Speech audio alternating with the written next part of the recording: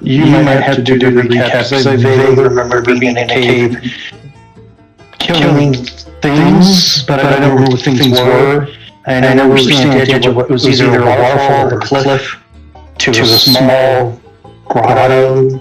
Yeah, certainly. A little bit before that, we did have some fun action back at the Mayan Pyramid, which you guys made your way to and through, and then returned out and came out to a village where before there was none. Spirits replaced with full living and breathing people.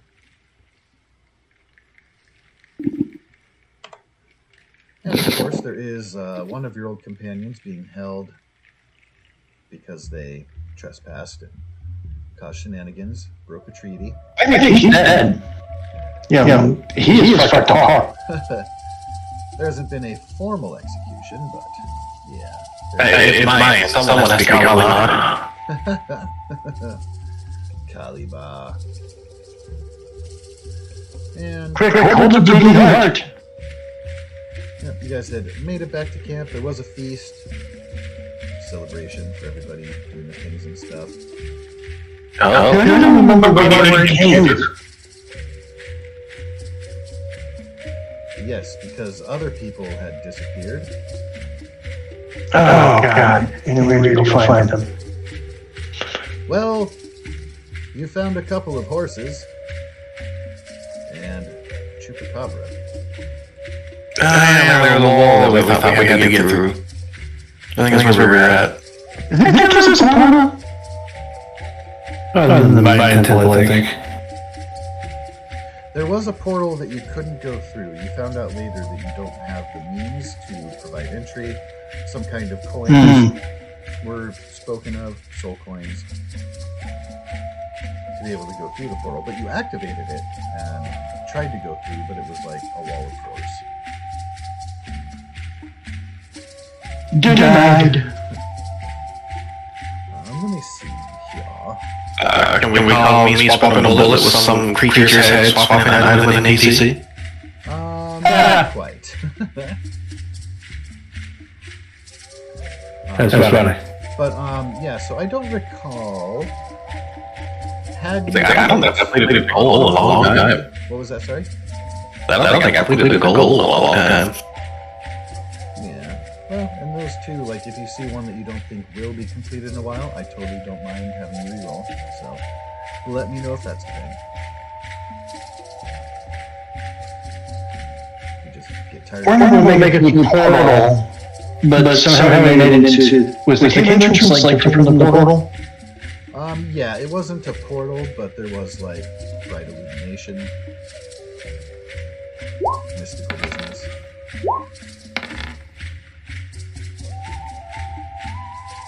Let's go 1, 1, 1, 3. Alrighty. I think we decided that if any of us gets 0, we're just dead. Yes? I don't know what you're about. Alright, so there is 1, and then 9 and 2.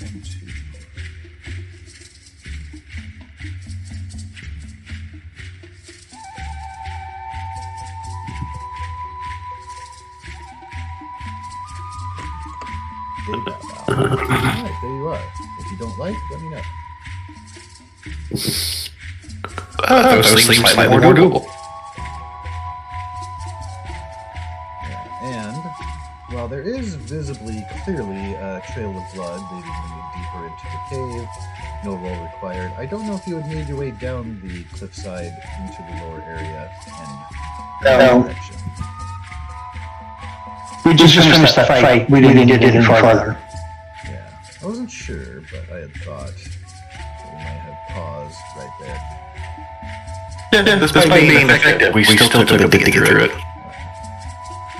On the Chupacabra themselves, of course, you had the high ground of great advantage, so they really didn't have a chance.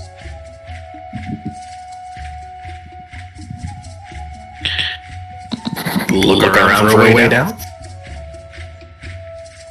Nothing easy or natural, but they've been able to scurry up and down the cliffside, so could make your way slowly but surely. Yeah, they're monstrosities. And you lack claws, but you might have some athletics. I got something even better. Rope. 50 foot for a rope. I had to go circle around a nice stalagmite that didn't throw it over its eye. Or that one. Either one. Options, yeah. The most sturdy looking one. No, that would be that one, the tall one, kind of in the middle there.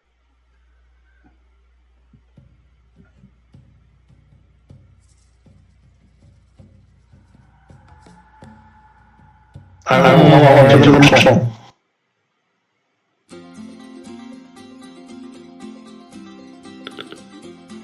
Alright, and I think... Oh yeah, that's right. Inches instead of feet. Like my character. Alright, so you will have then an extra bonus on your athletics check since the marshal has provided the rope. I love the extra art there. Cheers. But everyone please do make the athletics roll. Just to make sure you can keep a steady grip down without consequence. But there's a success on your wild die. Oh, we didn't talk about bennies. You guys, again, we'll start with your 3 white bennies. You may have blue or red ones. Definitely look and check what you have available. Wherever you have noted those things. White was reroll, red was reroll, but you get one. Blue was reroll or add d6, and you don't get one. Right. Something like that. And then some other bennies there. Action cards are your initiative. Regain 5 PPs. Yep. I didn't know I had more than one. Oh, it's a weird west, yeah. You've been around this ghost rock here for quite a while. It's starting to have a radioactive effect. The old Hydra deck. Got it. When you lose one, 2 grow back. Oh, Lord. Well, you were looking at skill check then? See that I use flat strength. Be careful. Nope, he falls. What's the bonus for the rope? You do have a bonus of +2 from the rope. You are super close. It did automatically give you -2 there.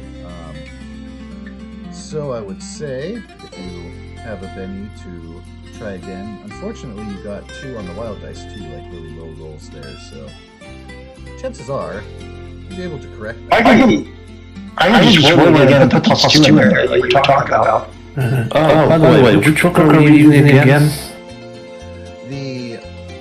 Savage World Advanced Edition, and then the Marshal's Handbook EX and Player's Guide EX Edition. Alright. And it's called Reloaded Explorer's Edition. Nope. I'm not gonna make it. So he will fall at some point. So let me double check here. Okay, so that evens out. Oh, Father Carter might be in danger, taking a tumble. Oh, I am, because athletics is not something he does. How do I add that +2 to the unskilled roll like you did? Oh, just click on it, and it'll come with modifiers, just put a 2 in the box, and then hit roll. Didn't see the modifier. Or It should pop up as a box when you click the D20. I'll roll the 2 +2 for 4, but let me just figure this out. All that pops up is click to drag roll dice. Where are you clicking on the sheet, or? The little D20 next to unskilled. Yeah, when I click it, I get a box that pops up that asks for the miscellaneous modifier. Let me just close out my sheet. They usually pop up on my character sheet. Oh yeah, that's a separate pop-up window, so it's probably showing up and you don't see it. Negative. All I see is click and drag to roll dice. Weird. It might be a setting you have off.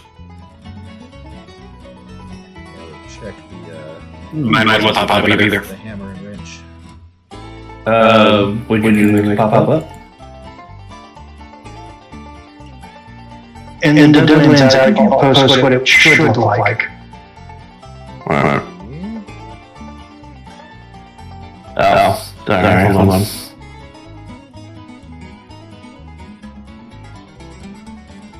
Clicking on things.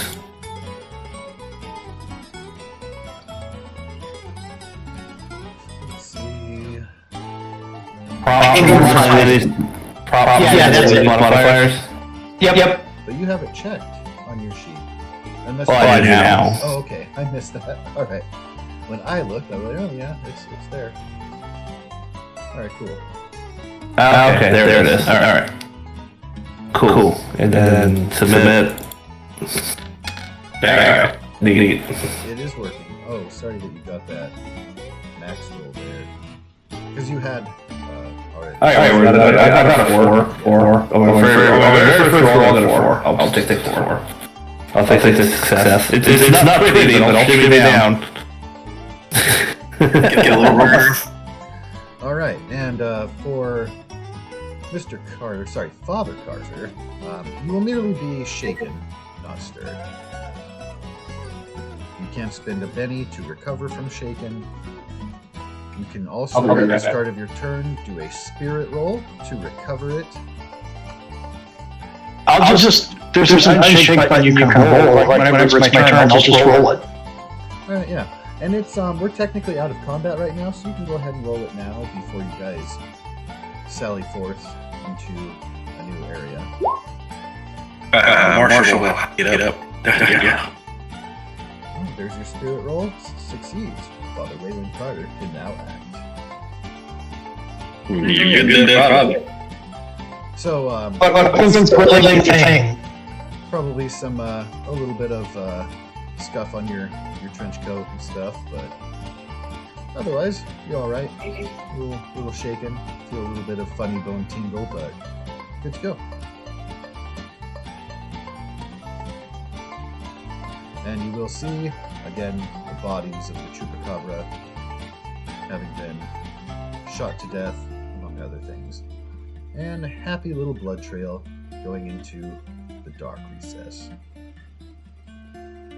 I guess we know where we're going.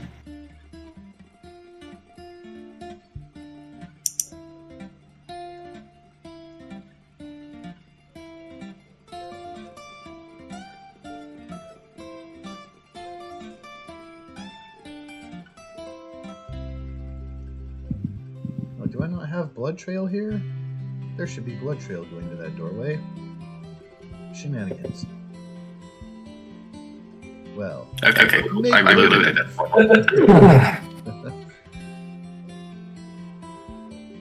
And you will see that door frame is not natural, nor are the stairs.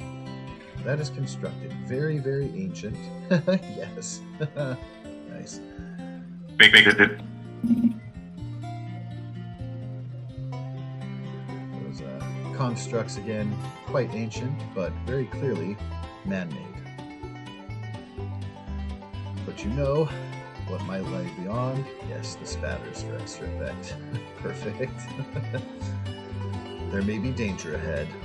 You are welcome to prepare if you like, or you can move forth headstrong. I'm not sure we could prepare that it won't run out of time by the time they get to the doorway. Right. Have my gun on my hip. Walk forward. Grab a holy symbol? That's kind of it. Hold on to your butts.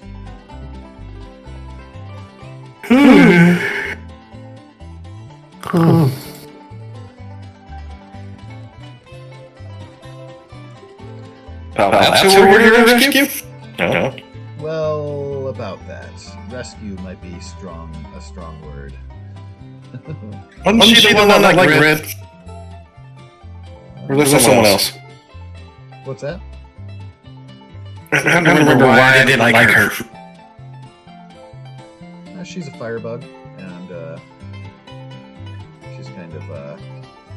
It seemed like she had an affection for one of the other gang members, but it appears that she scuttled off with one of the Apache. Because that is who was missing, and on their way here. You did not know that she was missing until you come through, and you recognize her dead face as another part of her is being feasted upon. For the sake of funsies, can I please have each of you roll a d10? I mean, honestly, at this point, I don't know how your nemesis came to be your nemesis if you're tiring the dumbest people I can see. That's the fun part. He's not really my nemesis. You just don't know it. You will stay down. It is the Marshal who wins the dice roll. So we'll use the Marshal deck. Excuse me.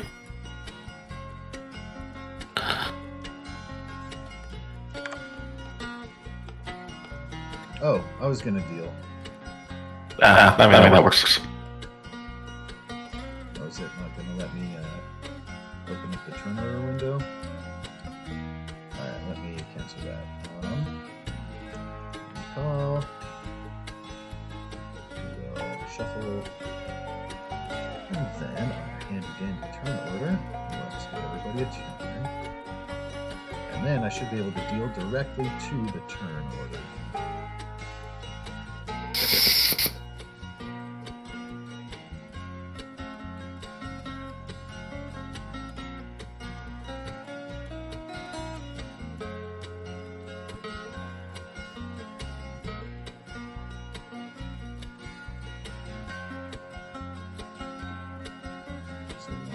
No. Players, cards of turn order items. Hooray. Is that the Jack? Did the Nosferatu roll the Jack?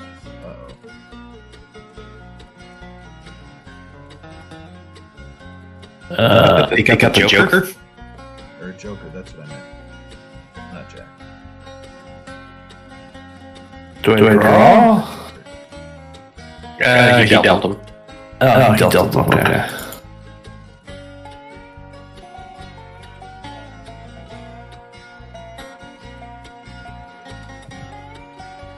That means he's going to give himself +2 on his checks.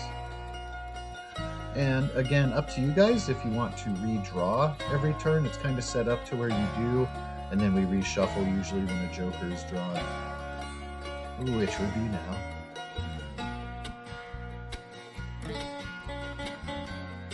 Shuffled, so that'll be good to go. Well, you can see very distant creature sniffing at the air, sees you approaching, gives a slight hiss, drops the body in front of it.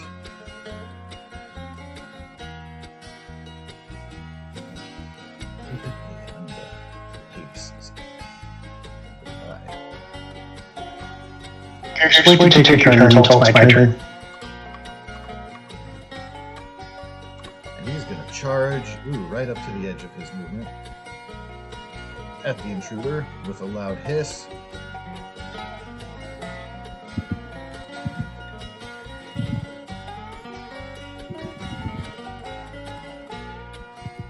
And I don't know if that's going to roll an attack. It does have the damage there. Let me try that.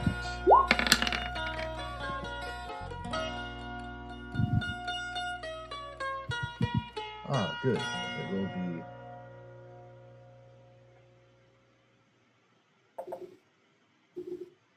Did roll the attack because the fighting is a d10. Alright, perfect.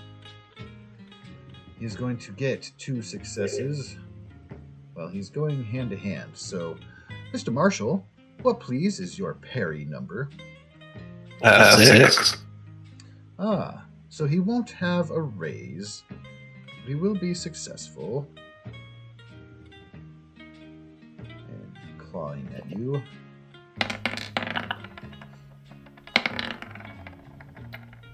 Oh my gosh. Wow. What the fuck? Damn. Oh, Okay. Bursted. Oh, yes. And then they roll X on burst. So, when you are receiving damage, a success makes for being shaken, and then you get a wound for each raise. You can use a Benny to soak damage, which again costs 1 Benny, and then you make a Vigor check, and each success and raise with your Vigor check removes a wound as it happens. And you can use a Benny to reroll that if you want a better result. So you currently have a success plus a few raises, because that's a crazy roll. And The raise is just 4 above, isn't it? each raise is 4 above target. What pleases your toughness, sir? 6. 6 on toughness and parry. Nice. Oh, that's right. You have like a 666, right? On pace, toughness, and parry. Yep. Hiss, devil. So we would subtract that out to bring us down to 16. Well, plus the 2 is 18, so... yeah. That would be a success with 3 raises. So it would be... one standing. So I spend the Benny to soak. I recommend that. Otherwise, I'm instantly dead. A very vicious attack and claw from the Nosferatu. And you can see very clearly, it was once a man, is now something else, completely unholy.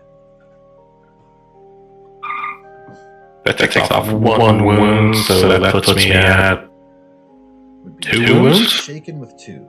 And you can use a Benny to re-roll that if you like. But, or if you wanted to like use a blue, you could add D6. Try to pump that up for another success. Sure. I don't mean to push. That's totally up to you.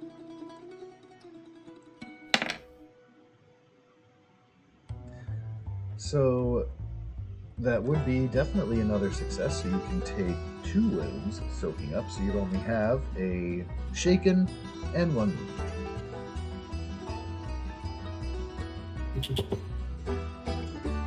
Okay.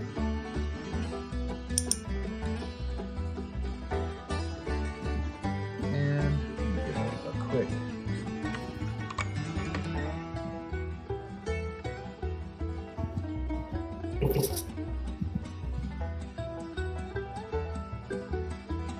There's a quick breakdown of your... Well, I'm going to open that and post it. Well, hey, it's your turn next, so... he is going to be hissing after he claws and draws blood and is quite happy, and the smell of fresh man blood gets him going. I hold my turn until the father goes. You absolutely may. Holding your turn allows you to take your action later. You can interrupt actions with opposed athletics. Like if you have a trigger where I'm going to do this, if they do that, you can have an opposed athletics to interrupt for them. And it can last into other rounds. So after Father Carter, since he's at the bottom of the order here, you could still hold your turn for going before, right after the Nosferatu warrior, before your turn comes circle again.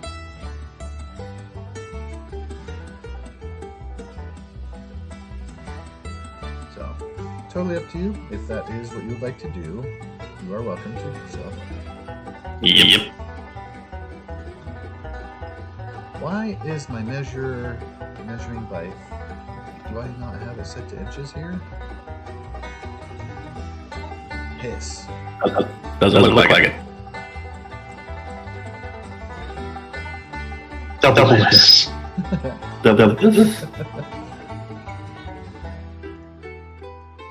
Aha! Better. And, well, we shall see. Just scrolling up through chat and that's right. Father Carter was just pulling miracle out of his ass.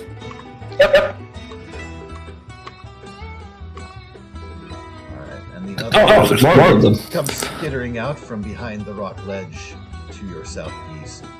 He's approaching timidly, taking a moment to watch to see what happens next.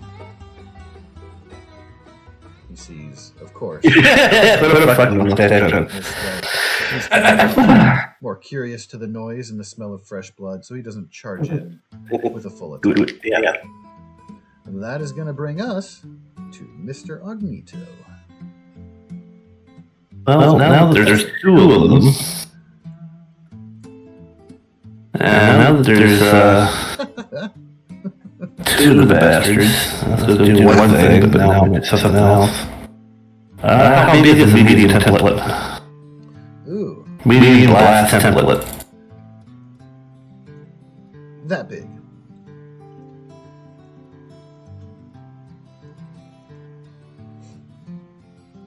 Can't quite get them both, can I? Not quite. No, not it doesn't look like. Yeah, unfortunately, the other one is just barely on the fringe of range to multi-strike there. Alright. Well, I'm not worried about the medium blast template then. Okie dokie.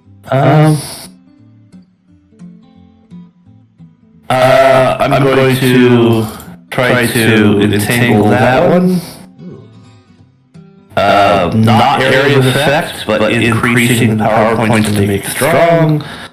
Thus making this a 4 power point cast. Just ignore the damage there because I had to put something. It doesn't let me not put damage. Oh yeah, your self-deploying sticky fishing net. Oh, Yeah.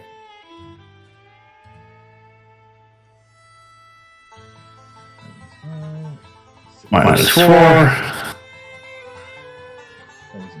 Eh. Down. Oh, you're 1 point away from Yeah, I was thinking about using Benny. So really was going for this. I don't want to raise, but if you add I don't have it. 3 more power points, you can get a large blast template, which would cover both of them. But you did use. Yeah, fuck it. I got 3 left. Yeah, so I'll do a large blast template. All right, and go ahead and position that as you like. Super. Right there, because fuck everyone. Yeah, guys, it's suicide. So you'll have to do strength or athletics. Nice, noted for the entanglement. It is -2, toughness increased to 7 for the strong benefit. And they already roll at a -2. So it's a -4 to athletics or strength. For free. That's a whole raise. That's awesome. But, yeah, I'm, which one adds points? Which one? What? Red and blue. The blue Benny would allow you to roll a d6 in that result. And you only need a 1 to get that raise. Right. But the red Benny does the same, but it allows you to have a whatever. Yeah, the red Benny would have you just re-roll. Or it can do everything that a white one can do. I thought you said everything a blue one can do, it's just you get a 1d for yourself. Blue, yes. Yeah. And then I get a special Benny if you do Yeah, I'll use the red hooded because, suck it. Haha. Give you special abilities to use. But yeah, so. Hey, that's all you need. Well, that's fun. I mean, if you rolled a 5. But yeah. That's awesome. Right, that's hoping. But that means they are bound, not entangled. Which means they're distracted, vulnerable, and cannot make physical actions other than trying to break free. Well, son of a gun. I reckon you got them right bound up there. And then, vulnerable and distracted. So they have -2 to all of their trait rolls, and actions against them are made at +2, which goes away at the end of their next turn if not caused by another condition. If they don't break free, they are still bound, so that condition will persist. As they are now stuck in the stickiness. Alrighty. And then I can move up to my pace. Yes, you can, on each turn. And this is not difficult terrain, so no penalties on that. On actions and stuff. I'll move on over here. Alright, getting out of range there. Yeah, it's getting out of everyone's way. And that'll be my turn, sir. Alrighty. Father Carter. I will be taking 2 complete actions on his turn. Ooh. So if I understand correctly, that means a -2 for everything. Ceasing. Which one of them is obviously going to take, but one's going to get canceled out. It's going to be against one of the other creatures. Ah, excellent. So the first thing I'm doing is blessing the ammunition of the Marshal with Smite. Oh-ho. That's convenient, because he was holding his turn until you went. That is the idea. The weapon's damage is going to be increased by 2 or plus 4 with the raise, so let's go ahead and roll the cast. And this one I need to put a -2.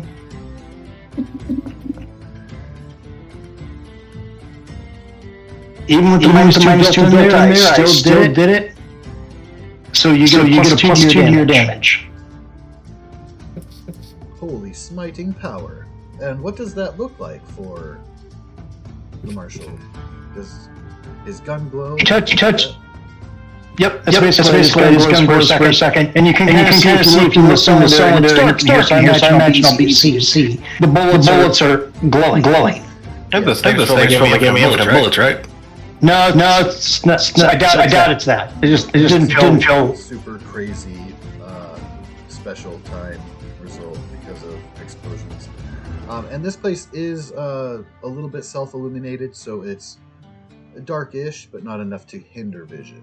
So you would still see that light up and illuminate more your surroundings. Okay. And then I am going to hold my hand up and against the one in front of Marshal Rankins, I'm going to rebuke them and move forward. Oh, no. And it is the power of banishment. But basically I'm going for the damage that it does. Alright. Banishing is being opposed rules to cast arcane skills versus target spirit. Success if the target is shaken. Not stirred, but shaken. And each raise causes a wound. Lordy Lord. So that's a contested spirit? Yeah, they go to roll their spirit, so I understand what my target number is. Well, there you are, sir. Alright, so 5 is where we're going to. They have -2 on all of their trait rolls. That's a 3. Oh. Yep. I would like to cheat and not have it be that easy, but Agnito set you up.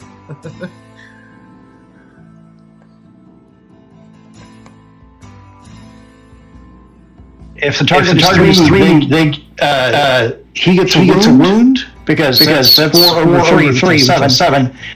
And I'm gonna blow a red Benny and see if I can make that higher. Oh, okay. Take the red Benny out. I will So that is 0. special one to make that 2. And then let's roll this.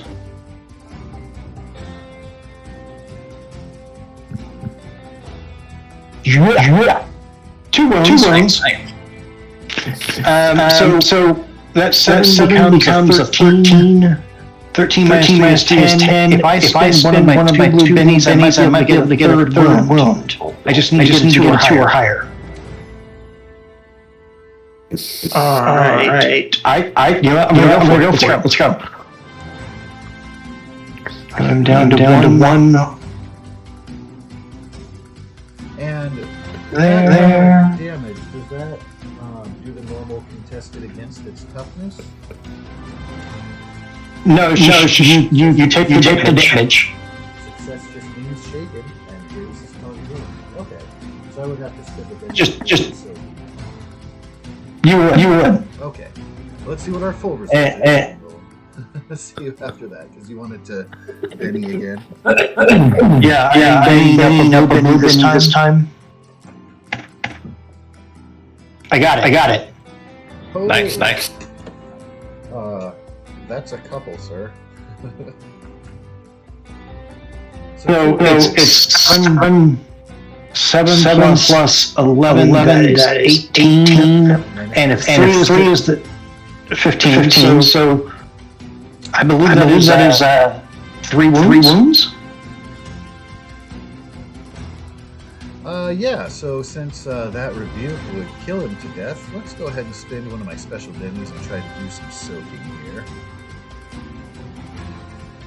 This for simplicity's sake, I'm going to stress and vulnerable with my spell description. I hit the soak button. Why won't it roll? Oh, there it goes.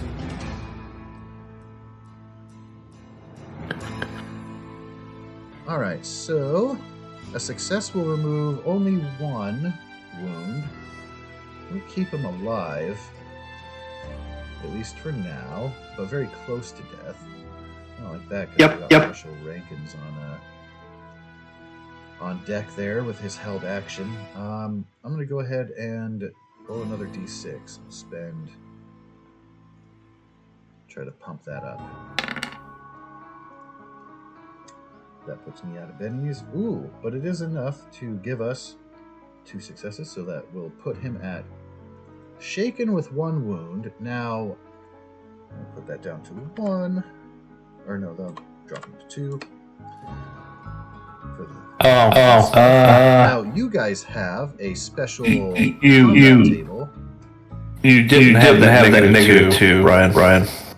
I didn't have to. Well, yeah. I'm just saying. Your thing canceled out the negative 2, just roll flat. Well, he's distracted, so he has to make $2 trait rolls. But he's also vulnerable, which gives you plus 2 to everything against him. Except it was a double action turn, so I had a negative 2 on that. Right. So they can each other out, so it's a flat roll. Essentially, what I did is I gave him a total of plus 4.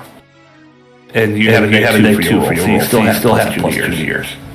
That's okay, it worked out. And I agree. Okay. But yeah, it did work out, and I don't think that the extra 2... I don't think it extra.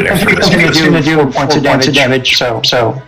since you have an opportunity here with having gotten the shaken, can I please have the good father roll a 2d6? Do I do that because this was a very specific spell effect? You caused a shaken effect, so yes. Right, but if it was the shaken effect from whatever I roll here, then that will screw up the damage and take it back down to just shaken. Nope. Are you sure? Yep, you'll still have your wound applied. But you Okay, okay. might have a special thing instead of the shaken, but he's still going to have that wound no matter what. Okay. I just didn't want to screw that up. Of course. He has to wait till his turn to try to spirit his shaken. We've got a total of 6. Result is just shaken, so good to go. All right, cool. Mid-range there. All right, so with that, did you want to use some of your movement, since you still may? No, I'm tracking the other creature of darkness, and just kind of going from there. Nosferatu. I wonder too. Oh, I should have invoked a fear because this might be the first time you guys have seen a Nosferatu. It's fine. You guys are supercharged. You saw bloodsuckers already. I was like, does my whole turn go off? So now. At this point, yeah, you would want to take your turn now. Otherwise, he'll go and it'll just come back to your turn. I'll take my Helter. My trigger was the father goes, so the father went. Yep. He has done so. So magic gives +2. Then being tangled gives +4, or another +2. Gives you +2 to your actions against them. And then he, right sweet. in front of you has a wound, so he has an additional -1 to his trait rolls. They're distracted and vulnerable. That's what. Yep. And what does the shaken do to me? What do you mean? I am the shaken. What does that mean? Oh, you are shaken. I'm sorry. I forgot. So, at the start of your turn, you will want to make a spirit roll, and there is actually a dice that says shaken, so you can click that and it'll auto make the roll. If you fail, you will have free actions only. If you spend a Benny, you can auto shaken restore. Just one of your whites. I guess I'll spend a Benny because that's a fail. If and you like. So with your Benny spent, you are no longer shaken. And with the +4 I have in my advantage, it cancels out me, Fanny the Hammer.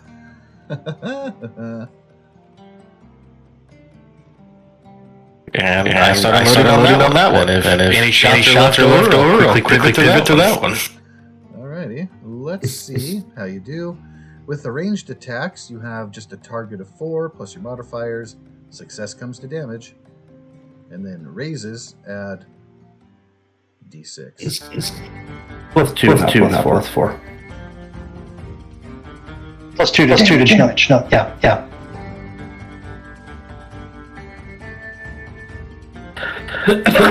Excuse me.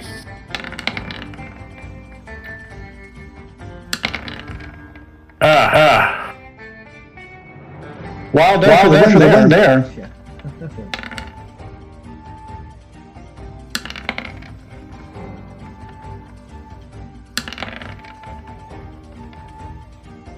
By God. That's a lot of rolls. All six shots. So you would roll 6 shooting dice, so it would only have 1 wild die.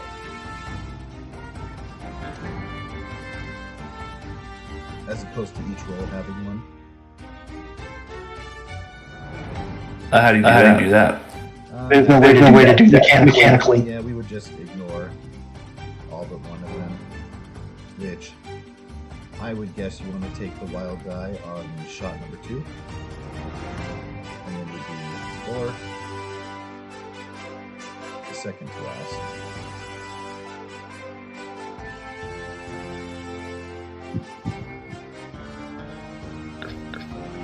But no snake eyes, so you don't have any. Is snake eyes where you roll fours or what? Snake eyes would be a result of 1 on each dice. Oh, okay. And then you guys all have that Grim Servant of Death, Mm-hmm. which bad things happen. I don't recall exactly. Pardon me a moment, Goose. I'm looking at your sheet to look up. Do you have that Grim Servant of Death note in your somewhere? It's in their Hindrances. Ah, there we are. I just opened it. So you get +1 to all your damage. Shooting attack that comes with 1 on the die, regardless of the result of any wild die, automatically hits the nearest friendly character in sight.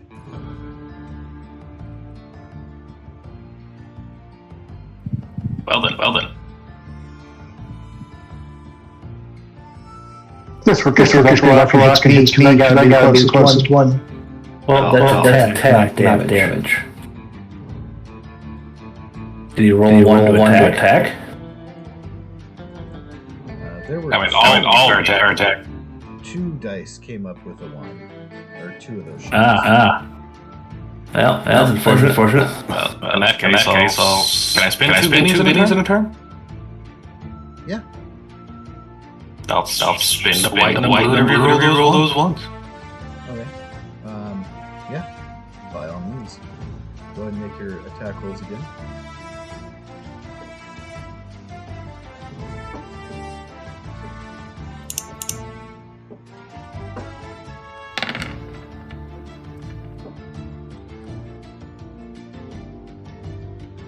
Father Carter is safe. And Father Carter is safe. Barely.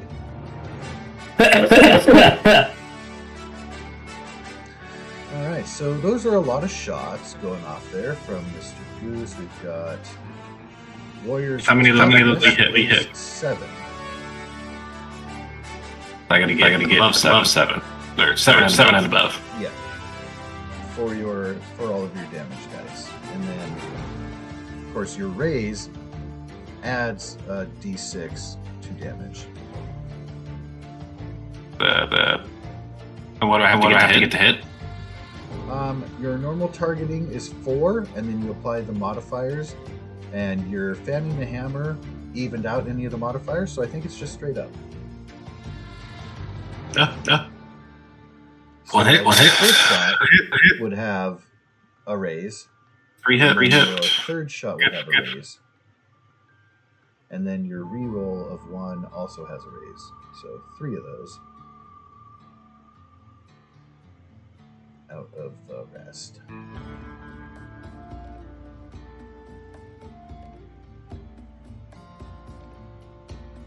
Launch. That one hit. Raised. That one hit. No raise. Hit raise. So that's 4. I gotta roll 2 of them raises. Because I only get one wild die. See.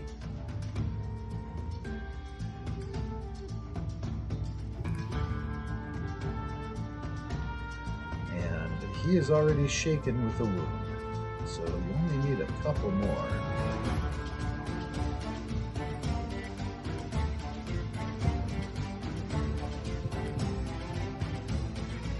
Or wait, it's 4 or more for wounds to put him out. Say 4 or more. Yeah. I don't know where we. I thought we had 3. I thought so too. It's in the rules. Yeah, on my reference sheet here, it says wild cards out on 4 or more. Well, because you only have 3. Touche. Yeah, the 4th one would put you out, right? Yeah, because you're out of wounds at that point. And I'm out of special bennies from you guys.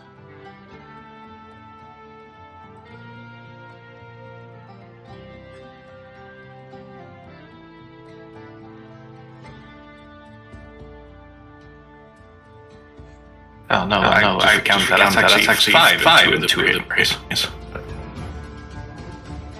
If you like, you are welcome. And don't. Sorry, go ahead. Don't forget to do the damage from the blessing smite. Oh, and the Grim Servant of Death adds 1. So it's a total of plus 3. The one's already factored in. Okay.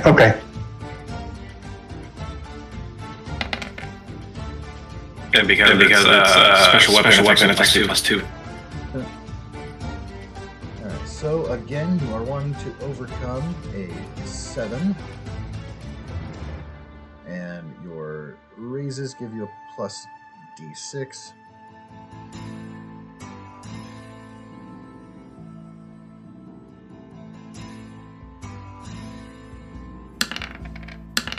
Ooh. And then that was one raise, so a d6 added on each of those.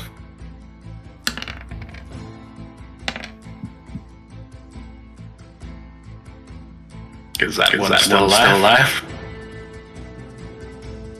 No. Could I pivot the other bullets to the other one? Yes, you may. I don't think fanning the hammer says that you have to be focused on just one opponent, so yeah, I think you're good.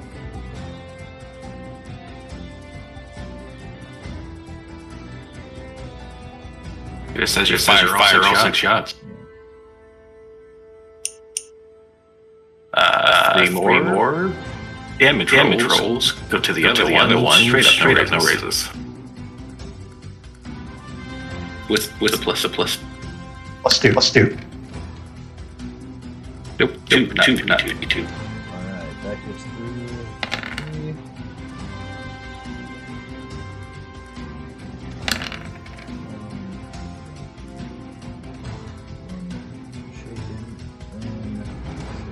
So for him, that's potentially a shaken and a wound altogether with your shots. Can I please have you roll 2d6? An 8 results in plain old shaken. So he was shaken with a wound and having a bad day because he has to spend action trying to get out of this sticky net here.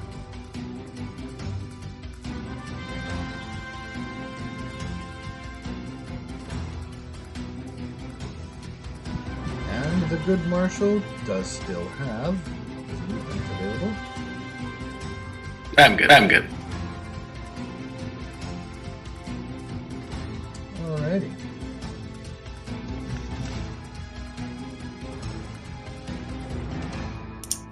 And then it was. So that was my held turn. Then I think it was this route too. And then it back of the order to me. Yes. We will have a new set for a new round. And so Father Carter actually gets to go first with the new Hole of Cards. Okay. I will give you this one. Uh-oh. Also, too, remember you can spend a Benny to draw a new action card. So if anyone wants to do that to fix their initiative order, you may do so. Should I wait to go then?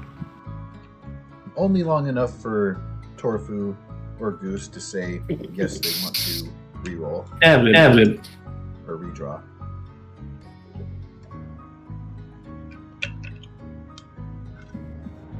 You're good. Okay. By all means, rebuke away. Oh, let me get you.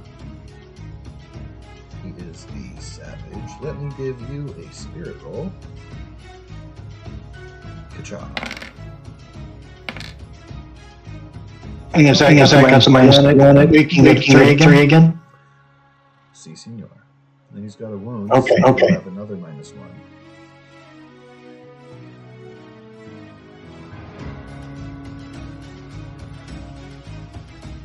So it's actually 2 that is my target number. Yes, all things considered. And now I'm going to benefit from 2 that is from what Agnito's done.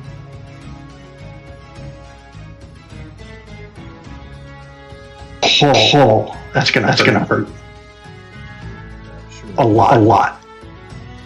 Damn. Painful. And just to make it like super painful, I'm gonna spend my last blue Benny. Oh boy. As this can only suck worse. So I think right now you have a success with 2 raises, right? You have 2 is the target number. That means 6, 10, 14. I have 3 raises at this point. Ahoy. So I'm trying to drive the hammer home and push it to 4. Okay.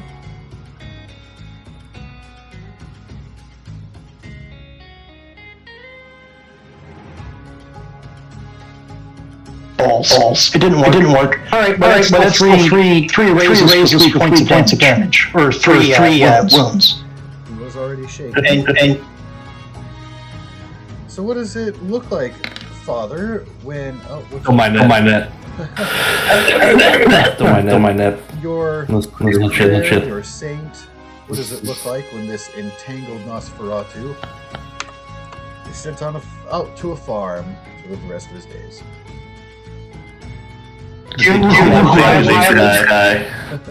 Okay, sorry. You violated the natural order shall be put to rest and righted. Your soul shall go to the place it belongs, and your body lay in the dust that is going to return to. So saith the Lord. And then he erupts in the flame and burns to death. Oh, that's painful. A shriek will echo out through this cave.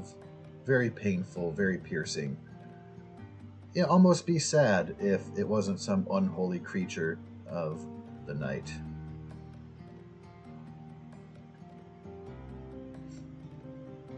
Looks like he's sweating. Because Brian's out of power points. Oh no.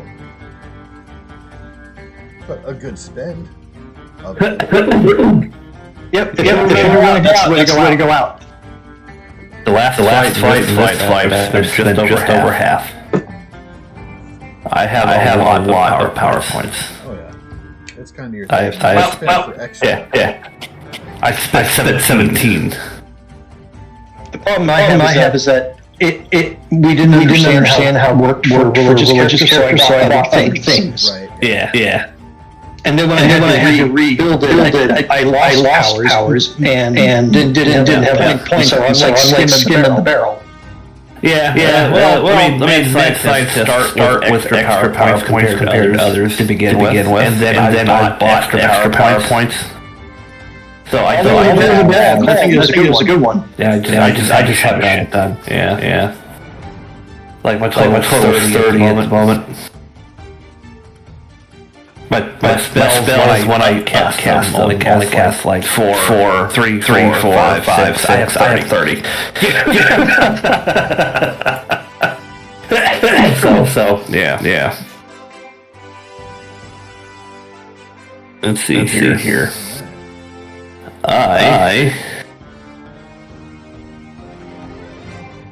Yes, I'll go check out the lady. Yes, you do.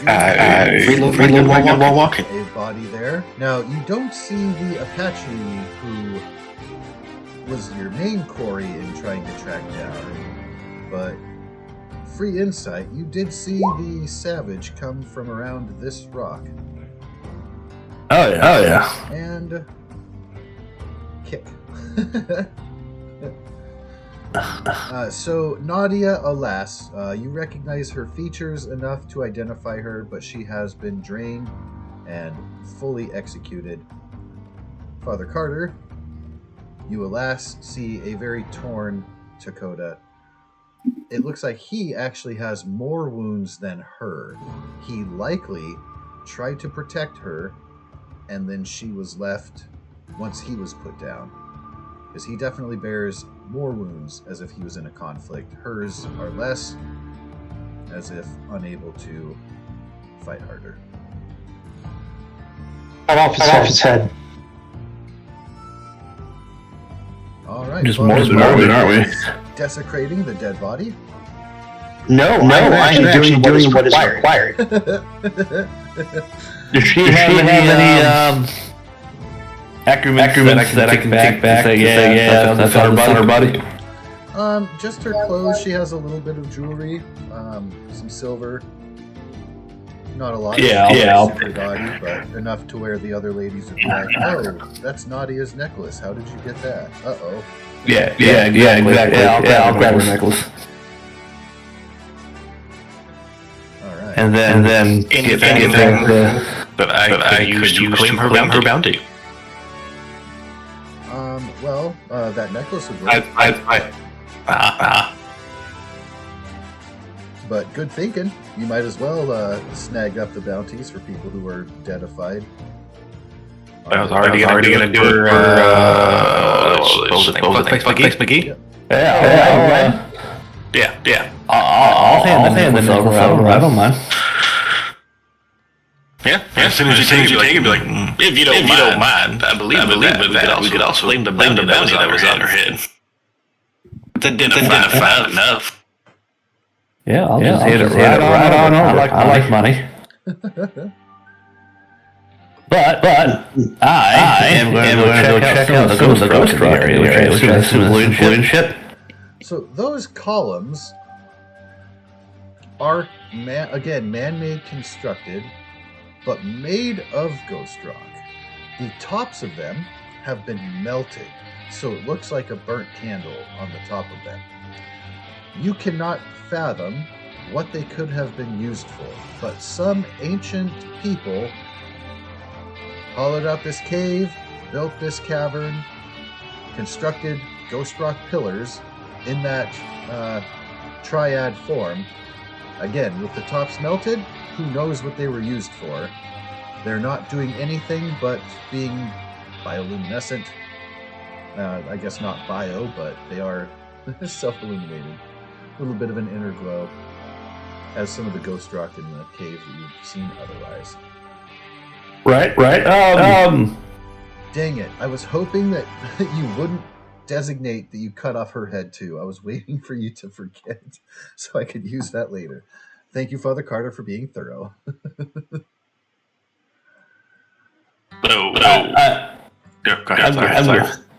I'm going to try to gather as much ghost rock as I possibly can carry. Do you have a bag? I have a knife. I have a knife. I don't have a pick. Do you need a bag? He does, because he wants to carry as much as he can. Give me a second. She's not using this. Oh no, I got extra for you. Hold on one second. He cuts right at the waistline and takes the entire dress off the criminal. Okay. Here's her entire dress to wrap it up. Can I have you roll, Mr. Agnito, a smarts? I could have also just got the horse's saddlebags. Never mind. The good marshal has provided what I was going to have you roll for. Like I said, I have a backpack, and I don't carry a lot of shit. I mean, if you really want this ghost rock is as fun as you say. We can always make a couple trips and fill up the saddlebags. I would absolutely appreciate that. It would take a long Not time only to get all of it, because you guys have seen this place is riddled with it. Not only is this ghost rock incredibly valuable, but myself and I assume Gizmo fella back can make some very good use of it. Oh, yes. Yeah. Well, I don't have a pick. Let's see. It fumbles around in a little waist pouch. We could go back to camp and see if anyone there has a pick. I'm sure they'll want to cut down and do so. However, this compass that Gizmo lent me will bring us straight back to this cave. I assume it's attracted to the enormous amounts of rock here. If you look at your compass, it is mad spinning. I imagine it would be. The other factor to consider, this cave is large enough and has enough ghost rock that it could be mined for quite a while. So it could be a source. While it's kind of a ways out of town, it's still a source that you. Oh yeah, dude.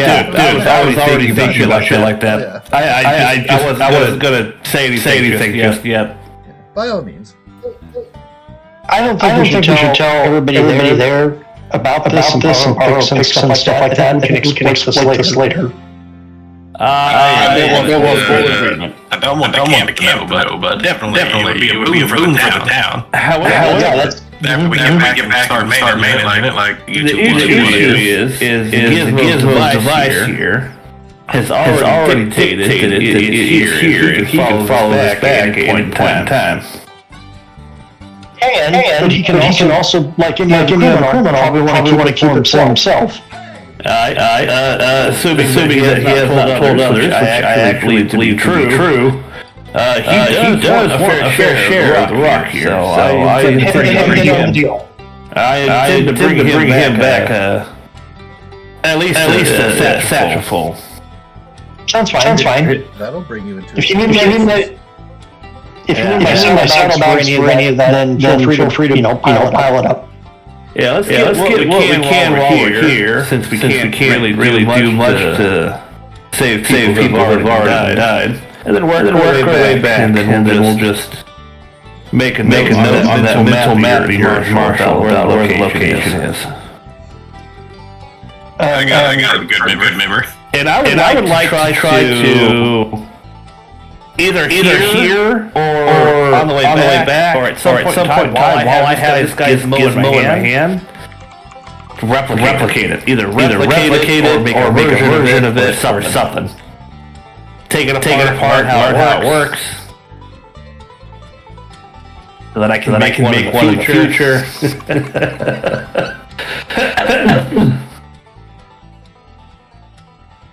So I haven't got to talk to Gizmo much, but how trustworthy on the up and up would you say he is? Does he deserve his bounty, or is he kind of one of those? I'm gonna be taking a look. Just to let along so he slipped into his cracks. Where is his bounty shit? It's under NDC's adversaries, Dakota Gang. Right. Where are you, Gizmo, you fuckhead? And was it Gizmo or was it the clockwork kid? No, nobody the kid is younger, so Jackson Harbor. Robbery of patented technology, destruction of property, and illegal sale of contraband. Well, there's a couple of people you can down and ceased. Oh yeah, huh? I guess I should. So Ms. No. Let's see here. Let me read. Oh wait, I don't have. Just hold it open. There we go. So Nadia. Yeah, you asked Marshall gives you the dossier. No, it wasn't Kai. Kai is the one who was captured. It's Dakota who was here. You gotta add a new category.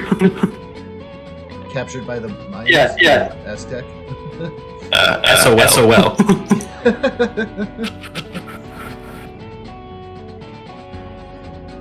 Well, as for my initial feelings for Mr. Harper,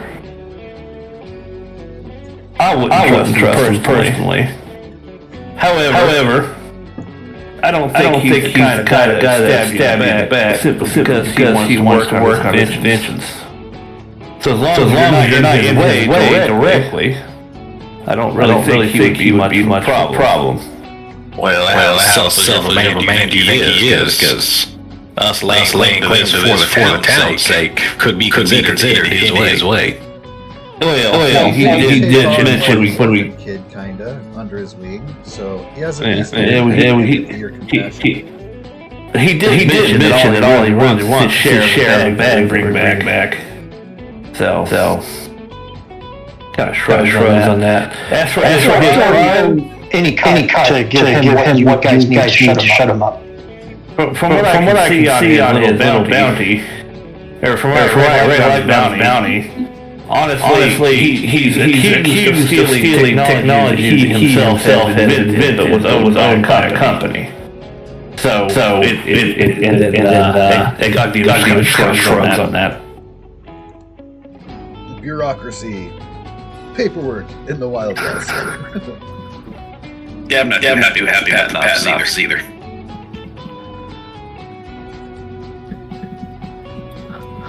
He stole his own technology, basically, what he's accused of primarily.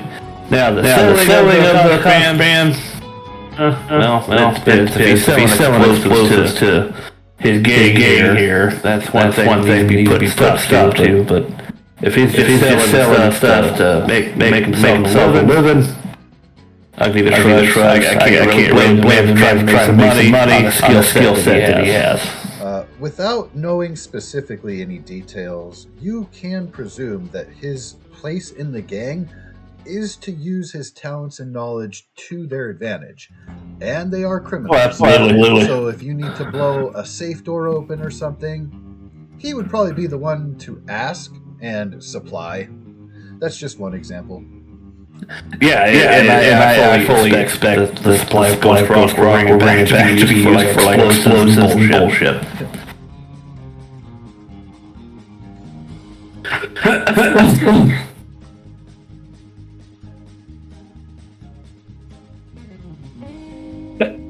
I don't care what you do with your Ghost Rock. My entire plan revolves around getting you and Albedo back home safe and sound so we can work the town.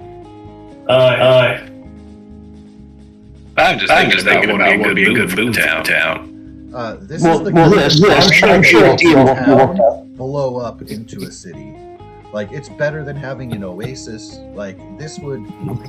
This here cave... keep it out of this government. This here cave would be able to turn that town into a little more city you can almost I'm an idiot!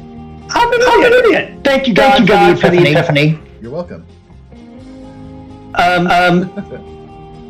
So you listed all of, was it Mr. Harper's problems? Transgression. Yes.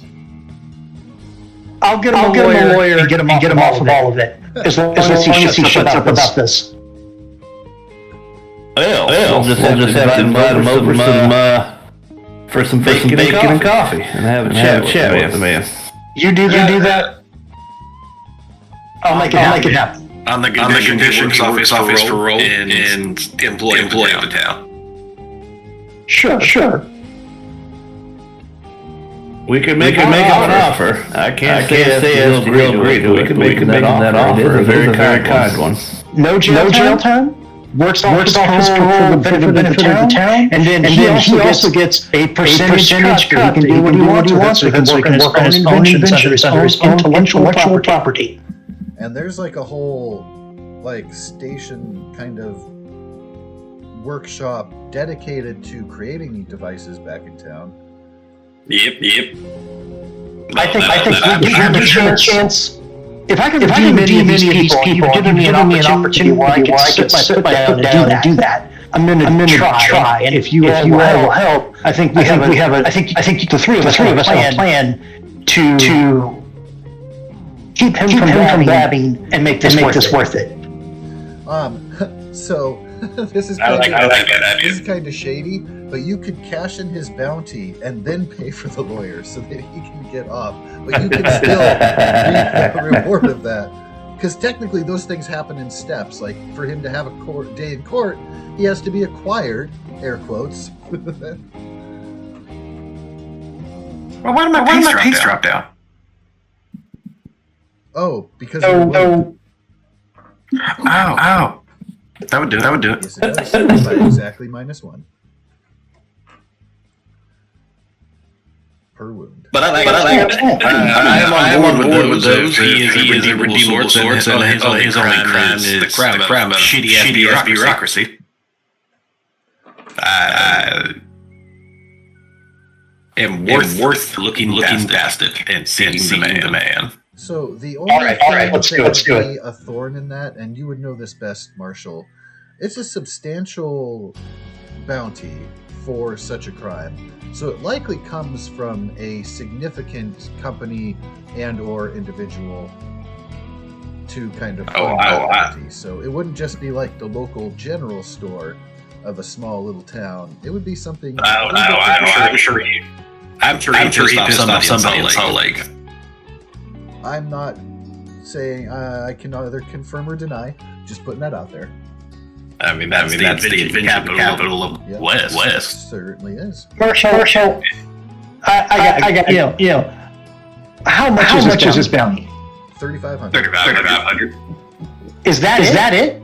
Yeah, oh shit, that's right. You're fucking dick. Is that it? He says. For the people that don't own a control empire, that is a hefty sum. That's enough Okay. rice to feed a whole family for many years, not just one. That is quite literally some small yearly income. That's fine. Because we're alone, I can say this with an open mouth that isn't going to get murdered in the next 20 seconds. I devote more to my grandchildren's education by $500 additional dollars every month. And it still leaves me over 30 grand to work with. This man's a pittance. We got it covered. That brings me back to my prior position down about having that church with the wife's first hand. Oh yeah, I'm totally excited by that. And just so the two of you know, when you understand what it is I can bring to the table, can't have this conversation anywhere other than a cave that we killed 2 vampires in. Make sure you hit that subscribe button, and if you'd like tabs, There's not very many places. You're completely true. And I'm not one to argue with a man that's currently holding 2 heads in his hand. I do what I can. Oh, were you bringing the heads with you? I thought you had just decapitated them for the sake of having them not no. as vampires. I have to take them far away from those spots. Not like just put them in things like I intend to bury the heads outside of the cave. Okay. Just wanted to clarify the minor point. Would it be a good thing to take them back to kill like, hey, we brought you something you can bury. But that also seems very crass. It's a little bit morbid, but you guys are welcome to do as you do. I don't want to bring the heads back to camp because that's going to change ever so subtly how whatever the leader of the dipshits looks at me like. Well, you can always wrap them up in their clothes, but I'm not carrying these back. Hey, bury the heads separately from the body. We can't take the body and the heads defeats the purpose. Yes? Correct. Right. Head up in their clothing. Well, that works too. Oh, well, I can tear the skirt off lady. That's how I'm going to bring it back. So then again, he only puts 2 heads in her skirt, ties it in a four-corner knot, and just grabs it like he picked up a bag of trash. Okay, so about them two are good. What about the 2 stuck faces over there? Do we gotta do anything to them? You got a way to make flame? I got a tinder box. So That's the about it. one vanished into a crispiness. The other one just got shot up a bunch and doesn't have a fully formed skull anymore. If that helps. Does it help on the fact that shot supposedly hold the bullets? That also helps. There's some. I suppose it would. Actually, we get back my saddlebag. I got a jug of lantern oil for body and liar fire. Well, boom does that, so that'd be one of the surefire to make sure the vampire's not coming back. The other one, we can pour the lantern on this one, light it out, get out of here. It'll burn off in a few hours. Well, before we fill up this cave carbon monoxide, let's gather this rock up.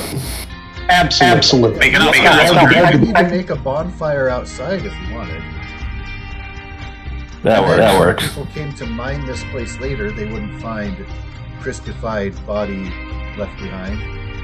I'm all for it. Right at the entrance as kind of a warning. I mean, we could definitely put the Ratu head. That would work. I would bet that display would probably keep coyotes and bandits away. Right. It's just more but enough and weirdly black magic to mighty Indians away. I'm down with it. Gang, portal, door, crazy Ratu face. Well, Let's get to work some of the rock out of here then. At least one of If you guys want to mind that, I'm going to drag the bodies back over to that big climb, 50 foot where we'll just get them there. I got some extra rope I can use there. That way we can just all pull them up at the same time. Oh yeah, I'm just getting prepped while you guys get rocks. So two birds, one stone thing. Yeah. Also, here, hand you a wood axe from his pack. That was not a pick, but it's something. Break a chunk off. Can I please have a smarts roll from Agnito? Just smarts, no modifier. Straight up smarts.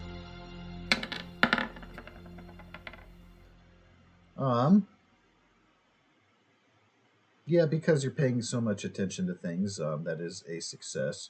So there are 3 continued pillars in this area. You guys had gone downstairs and spiraled around.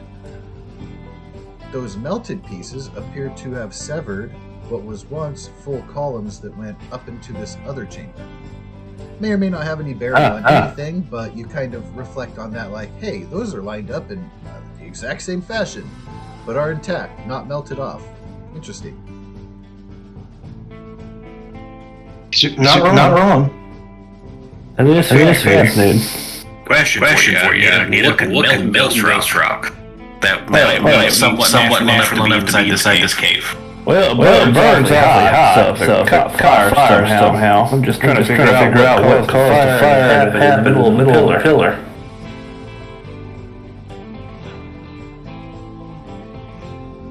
In three points. I'm just going to assume they opened a giant portal of hell, and that's what's south.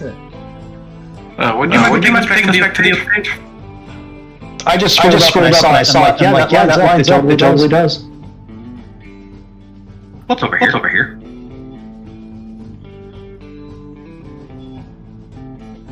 It is another pathway that leads up to the same door that it splits off into 2 from the one to come up on both sides. Like that? Yes. But less phallic, but yes. God damn it.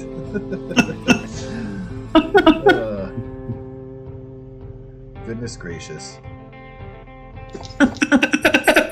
Someone just got out. Yes, absolutely. Okay. I didn't want to miss a room. Of course. No, definitely good to be thorough. We're talking about that's the cactus hat. What, pervert? The cat's whiskers. It's a cat whiskers. Yeah. All right. We got time to kill. It's all like noon. I get this over with. Yeah. Yeah, we still got those fucking what do they call them? Chalupa things upstairs. Chupacabra. Hey, we can put them on 6 too. Sure. And a couple of dead horses that you now realize would have belonged to Nadia and Dakota. That also explains that extra horse. Mm-hmm. I did find it kind of weird. There was 2 of one man. Indeed. Nadia's presence was unexpected, but as soon as I'm sure they'll. Aha. Yeah. Bring that lock it back. I'm sure they'll be like, oh wow, shit. Because I'm sure she's been noticing by now.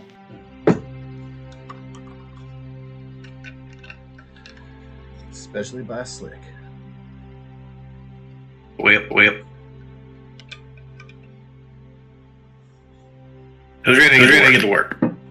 Yeah. I get started dragging bodies, tying them to ropes, so that when we haul them out, it'll just be easier.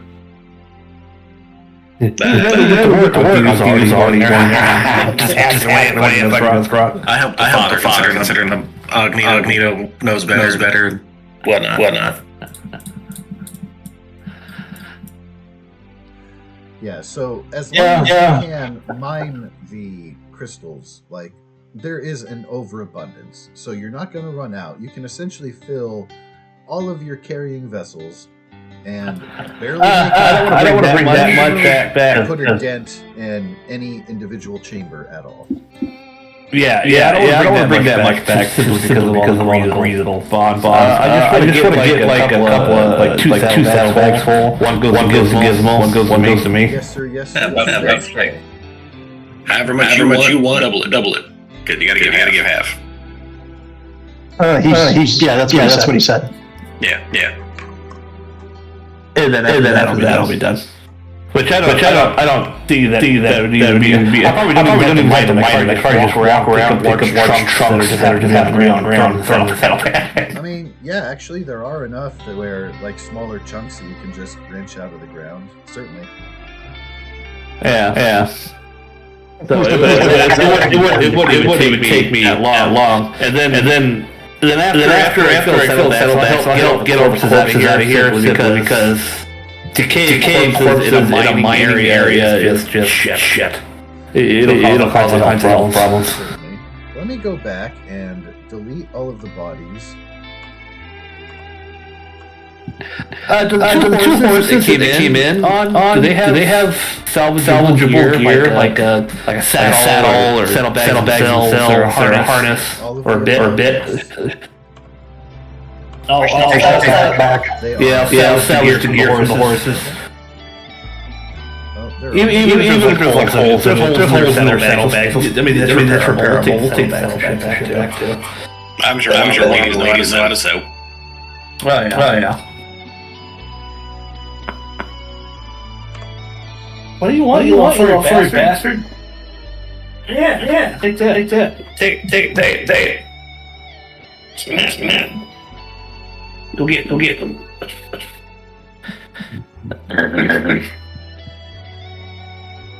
Stupid dogs.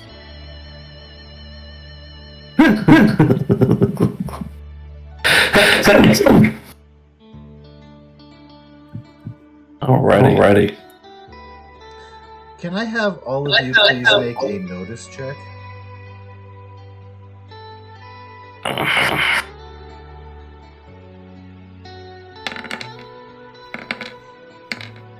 Jesus. Fucking clear. Holy shit. Hey, right there. So, on your way out, Agnito, you notice at the entrance there is an old-style mechanism that will cause a slab at the top of the door to close. Is it on both sides? You did not see anything on the outer side. It is only, as far as you know, on the inside. That doesn't mean There's a good chance on the outside, but it is there. And you now realize that there is, in fact, that doorway has a slab that looks movable, but there's plenty of wear and tear from how long it's obviously been used as such. Well then. Let me study the device and see how it works. And then figure out if there's a way to activate on the exterior. Bless you. What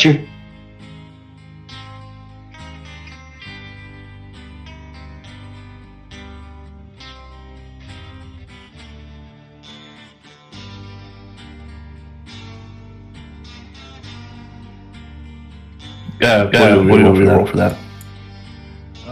If it's obvious enough to you how the mechanics work of it on the inside. You still, even after closer look, you don't see anything on the outside that indicates a way of opening. To your mind, there should be a way, but you don't see it. And does it look like I can open it if I close it from the inside? Yes. Hey, Mark, come here for a moment. Okay. Step on outside. I'm gonna close the slab. And he points up the slab. Using that lever there. You tell me if you notice anything on the outside that can open up this place. Sure. And if I can't get it back open, you go get some dynamite and rest right here, alright? Oh, go get Gizmo. Fair enough.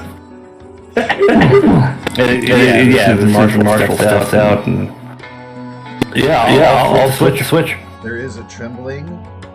There is a moment. You hear scraping, stone on stone. And then, slowly, it begins to slide. And it quickens its pace a little bit as it kind of falls into its form and natural progression. Mr. Rankins will see, once the door has completely closed, you can see, at man height, there is a series of rings with an empty hole in the middle. You immediately recognize similar symbols that you saw in the maze that allowed you to further open up to get to the pyramid. You recognize it as being, of course, Aztec in origin. You don't have a circular thing that would fit that empty hole, but you believe it to be a keyhole of some sort. I look at the saddlebag that contains the disc, the puzzle cube, the disc.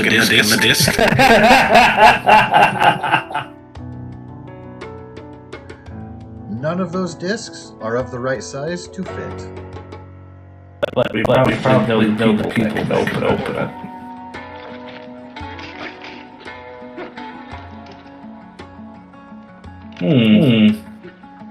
Call out, can you hear me? Agnito will not hear the call. Totally quiet from the outside. You will not hear the response. Can I please, though, from Mr. Rankins, get a notice check? Turn to the father, let's go. Oh, yeah, I forgot, too. Agnito's hard of hearing. Same. There we go. 10. Oh, wow, okay. So, those rings look like they move. Oh, it's one of those. Now, it would take a longer time to figure out the symbols, the puzzle involved, but maybe it doesn't take a key so much as moving those in the right place. Which means it would be like a secret combination lock, rather than just take a disc and open it, anybody who has it. And anyone with plenty of time in their hands can figure out a combination lock by going 1-1 check, 1-1-2 check, 1-1-3 check. But what might happen if you get the wrong thing? I mean, if anything, maybe nothing at all. Maybe I'm just fear-mongering, don't mind me.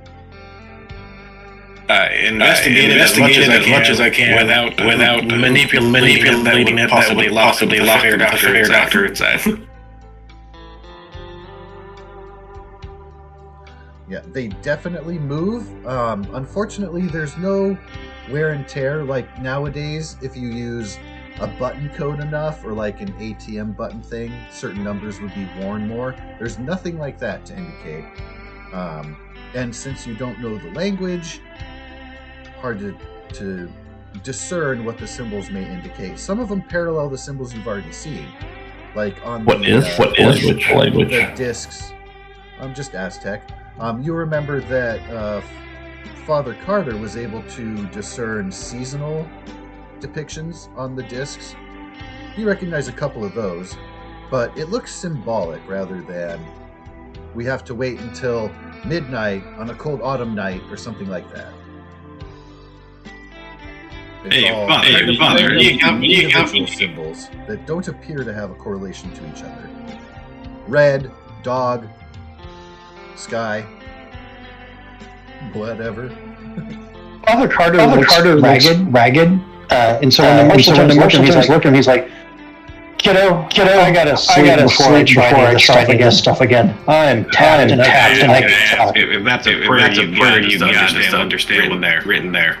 Short answer is I could until I get some rest. Well, that might be very helpful in the distant future with reopening this. If the fair doctor after opening the door decides to reshut it. You can engage the closing thing and hurry out, because it did kind of slowly begin the closing. It got faster the closer it was to being closed. But if you hit the switch, as it were, and then hurry yourself out of there, you'll probably be okay. By your assessment. All right, fair enough. If you wanted to close it off, that's up to you. You can leave it open. I'm more than willing to close it off. How long before reopening it? Huh? I don't know. He's probably tinkering with something. He'll figure it out. Oh. Or shutting the door fills it with snakes. That would suck. That'll work. Well, he puts his hand on the door, not the keys, not the rings, just on the door and says, Heavenly Father, please do not draw snakes on him. There's enough in the Bible. Maybe just give him a pass. It's a pig that's hard of hearing and cannot hear the rattlers.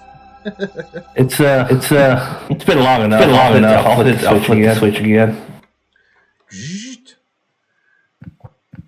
Quick at first, and then slowly it completes its climb to slide upwards. You don't know how that's working. There's obviously something in the rocks that's built with the mechanism, because you only see the switch. You don't see ropes or pulley system or anything. Something makes it rise and you engage it. That's how old it is. It's probably a weighted gear system. And you know too now the source of any man-made construction therein, or at least could presume. Well, Doctor, there's good news and bad news. Good news. There's a way to open it. Bad news. It's a puzzle combination lock. I don't have the energy in me to. Since we have the ability to open it later, I say we close it up on the way out. Probably smart. Okay. Come back some other time in the distant future. Also, depending on how much you trust them, could be bad news. It's mine. No, I thought it was Aztec. Josh said it a second ago. Aztec, same as the pyramids and the people in the village. Which I thought they were Mayan. That's what I meant. It says Mayan village on my map for the village. So I'm gonna retcon that and say Mayan, not Aztec. I know what's going on because I have. I was still didn't figure it out. So they probably know where it's at. This might have some significance to them if they remember or care. Perhaps. But we can probably work out a deal if we do it politely. Yeah, it comes to a head. We can always work on something. However, as it is, they made no mention of it, and we have no actual deals with them otherwise. So nothing preventing us from coming back anyway. True. When you spoke with them during the feast, did you mention the existence of Fort Knox or anything like that? No. Okay. So why would they mention their Fort Knox, if you will? Yeah. Just a thought. Again, the weird bulldogs around has a fair point. Doesn't matter. We found it. I'm a switch to walk out. Oh, we gotta get the buddies. You have time to get your saddlebags and the carcasses you want to burn out front, and etc. Plenty of time to do that. It'll be getting to evening by the time you're done, but not quite to dusk. Put all the bloodsucker heads on spikes. Burn the bodies with brush slash lantern oil. You're limited in the brush, but there's some here and there. As long as there's enough. When the door is closed, the blue energy seems to fade, as does the mist fog that kind of surrounds the area. And after a time, the only thing that indicates this rock face having anything inside is the Mayan lock on the door itself. Everything else looks normal, seamless, and nondescript. Of course, you put heads on pikes outside, so that implies a significance to the site. But it's otherwise very well inconspicuous.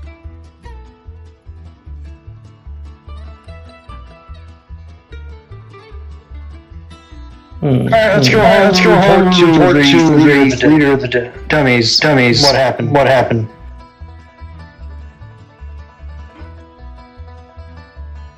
Sorry, Dakota. You weren't wrong. Yeah. It will be Yeah.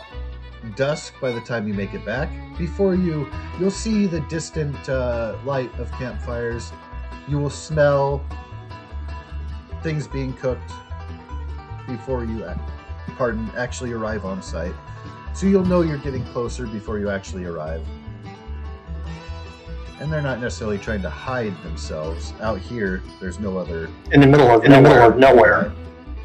And you haven't seen evidence of the cavalry in quite a while, so you don't know if they still have your trail, if they gave it up. Maybe they themselves are hiding, who knows? Or they could have been given other orders to do other shit. I mean, we did put coordinate between us and the... That's pretty good to terror.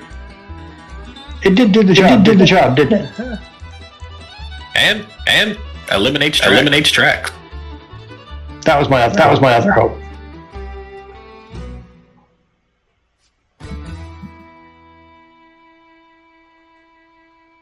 When we're within like eye shot, he'll holler out, coming in. Random Andy around the bush. Well, if you announce your arrival, Yeah. will be repeated by Dakota and Cal and Chaska and Blackthorn.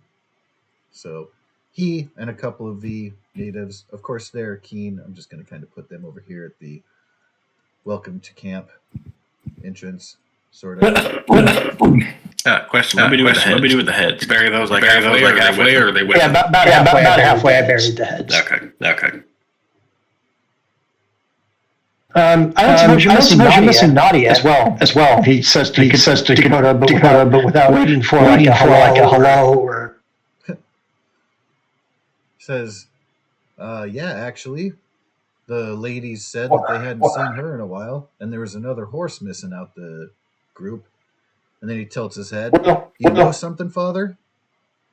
Got some good news and got some bad news. They asked us as we have coming back with us two extra saddlebags, two extra bits. No, shit. Points over at Nito like, we found Nadia. We also found that they were eaten. And each other. Not on each other. Eaten by the creatures in a cave, and we killed everything. Creatures in the cave. Yeah, there's a cave out yonder. Yeah, what'd you call them, Father? Faratus and Chalupas? There was a creature named Chupacabra, and there were.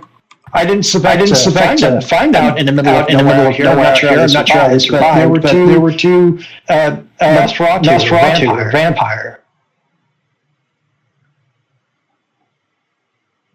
Oddly enough. That's not just Great campfire story. Hey, Chihuahua. Well, The two shake their head solemnly. They are disappointed to hear this, but they don't look shocked. Dakota and Cal, on the other hand, are like, "Oh, holy shit! Vampires are real." Among all the other, By the way, really? Can I make that's what you get worried about? Oh, he was surprised by that too. Like, he's just constantly being presented with supernatural things and just, yeah. Was able to make head or tails from the compass. The compass became less and less crazy as you got further away from the cave. It's like to work through the stone to detect the presence of the ghost rock, if that's what you're asking. No. To reproduce or that sort of thing. Let me take a couple steps back. Can you please rephrase your question? Are you wanting to build another compass, or? I said earlier that I wanted to on the way back. I going to want to either take it apart, examine it, or do what I can to try to learn how to reproduce it. Well, it would definitely go quicker if you got blueprints from your new friend, Mr. Harper. However, for your own discernment, I feel like that would be a weird science skill rather than regular science to kind of investigate. Ooh, look at that wild die kicking off. A success with a raise. So you learn enough about its function to know that it requires only a tiny piece of ghost rock to function itself. Other components, you'd have to break it and take it apart to find out further, kind of like a stopwatch, like getting the innards. But you're fairly certain you can reproduce it with time and materials. Okay. You got the ghost rock. It doesn't overwhelm you. It's just a little bit complicated and intricate, that's all. And unless someone breaks this device. But here you go. Sorry. But yeah, I mean, you might be able to, I don't know, you could talk to Gizmo and see if you might be able to work something out. You guys have been consistently improving your rapport. And I'm willing to bet you're about to kick it up a notch, but that depends on your position on sharing. I'm waiting for us to be done here with the main group. Yeah. Do you guys want to take the saddles and stuff here? We tried to bring back as much as the horses you guys figured to use. It said that I'll actually drop the spare saddles and stuff off onto the ground at the main camp. Like the gear was on the horses. Cal is going to look and then look up and point. What's in the bags? Rocks, mostly. Yeah. Rocks? You collected rocks? Yeah. He's a scientist. Amito just kind of gives them really. You're asking me that kind of look. He shakes his head and looks at Dakota, and under his breath, you can't hear it because you're hard of hearing, but Marshall will hear him just mutter idiots under his breath. And Dakota, Sorry, what? You will hear Cal mutter under his breath the word idiots because Agnito's collecting rocks. That's all. He's not impressed. All right. Dakota will give a heavy sigh and a shrug. Say, well, another danger, but you lot survived. That's good news, at least. Might as well make yourself comfortable. Welcome back. Catch a rest. He's been cooking a while. Still plenty left. No, looking forward to it. Walking back. Although the two Apache. Where are we? Are we over here? Yeah, we're in the would have come in from this side, but now you'd be coming back through by the main campfire. You can go to your own camp area or stop by for the food they're preparing. I'm gonna put my horse away in my camp. Same. And then I'll wander back over for totally. Yeah. Is this a new map? This is a new map. This is a new map. It's a new map. It looks pretty cool. And then I'm going to toss one of the bags into my tent, which I believe is this one here. Yep. And then I'm going to go help myself to some food before I go talk to Gizmo.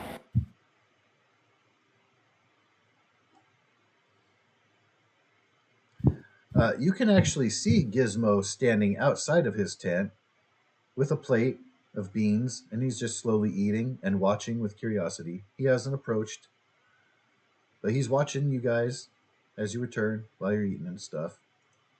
You can tell he's a doesn't want to be pushy, if you will. I'm going to get myself some beans if they have meat. Put them on plate. I want to make another hunting trip soon, but there's a little bit to go around. Oh yeah.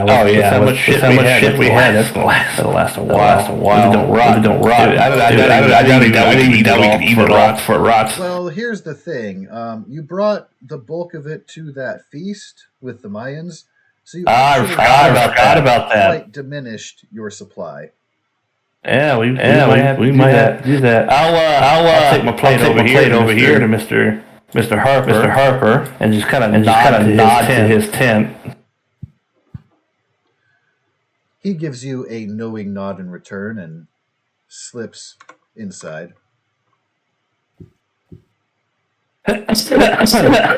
When you step in, you'll see Wyatt sitting, eating himself, and he gives you a wide-eyed nod with a little bit of kind of a greeting. Yeah, looking down. You behaving yourself, boy. He nods enthusiastically. Good. Then I look over to Mr. Harper. Is he behaving himself?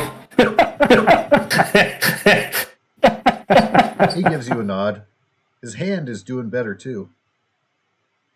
It's good to hear. Remember, he got bit by Bill, scared fish.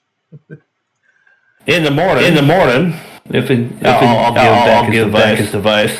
In the morning, if you like, come join us for some coffee and bacon. If we have any bacon left. He looks at the device, raises an eyebrow, and maybe we talk about why this is detecting something closer.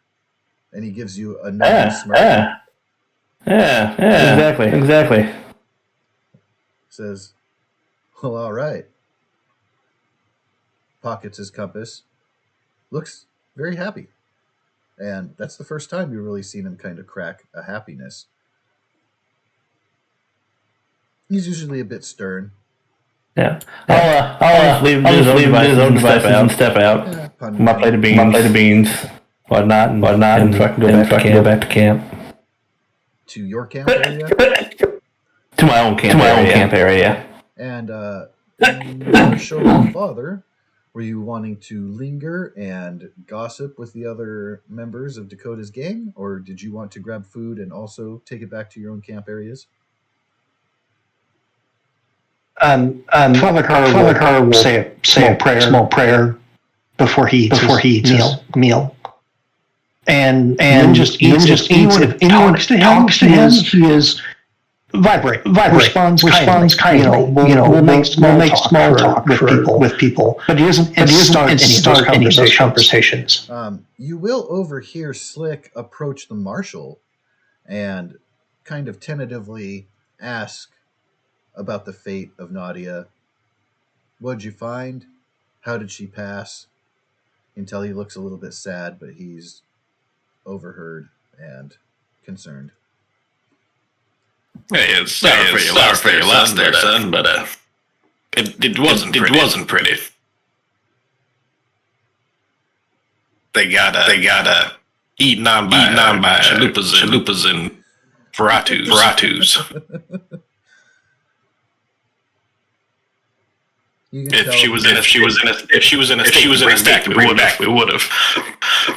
He shakes his head. You can see he's holding back emotion. But we lost her head. We gave her a proper burial as we could. Well, I hope you put the beast down properly. More than proper. He gives a sad, heavy sigh as he makes a Charlie Brown walk back to the fire. And he's kind of playing with his food rather than eating it. Looks a little bit distant in thought. Going through his own process of grief. The campfire now is a little bit quiet. As much as it's great that you guys have returned, the loss of both an Apache and one of Dakota's gang otherwise brings a somberness to the whole ordeal. When he finishes this meal, he'll look at the people who look like they miss Nadia, and simply tell them she was avenged. And then he walks away. Maria will be able to take that back to the ladies' tent. Dan is unresponsive. He's just kind of eavesdropping and trying not to intrude, if you will.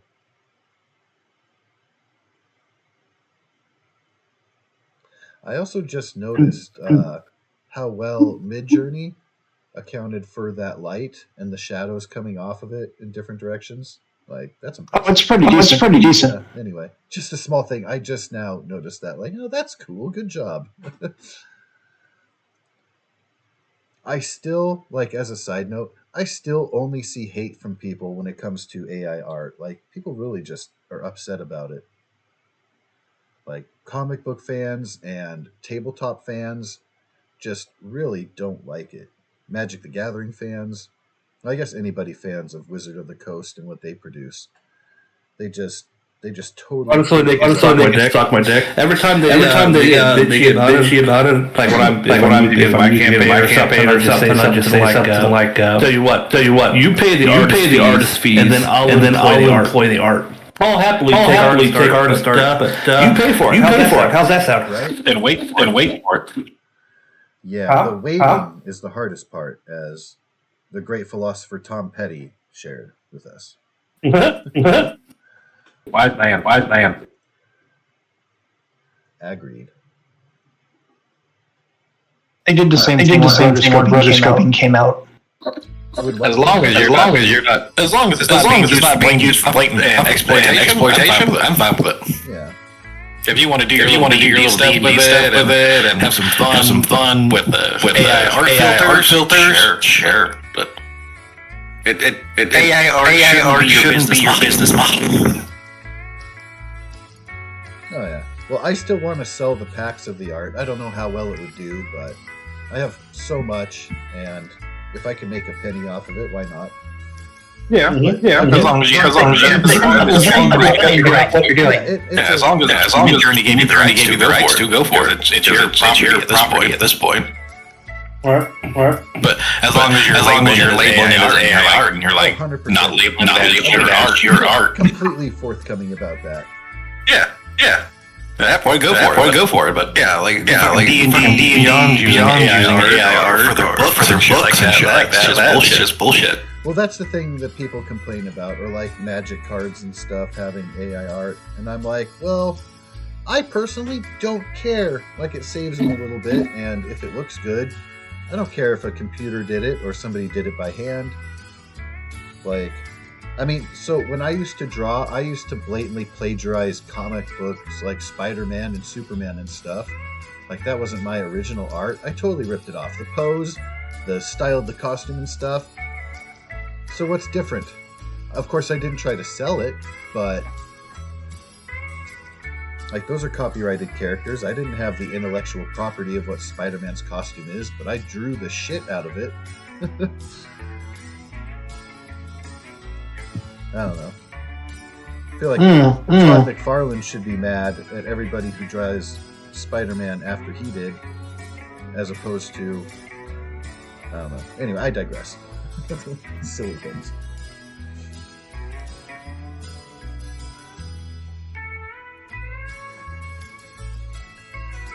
So it is very quiet, somber nightfall, very clear skies, tons of stars out, all the constellations visible.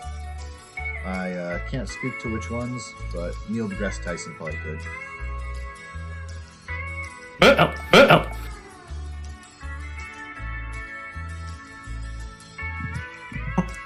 Marshall sits up on our little ridge stars for a while. Aw. I'm gonna work on my gizmos. Say evening prayers and go to bed, my ass is old and tired. I reinvest my PowerPoints back into my abilities. I just need him to come back, so that's why I need to go to sleep. Indeed. Good time. God listen, only so much in a day. I was whipping out miracles left and right. God listen, plenty.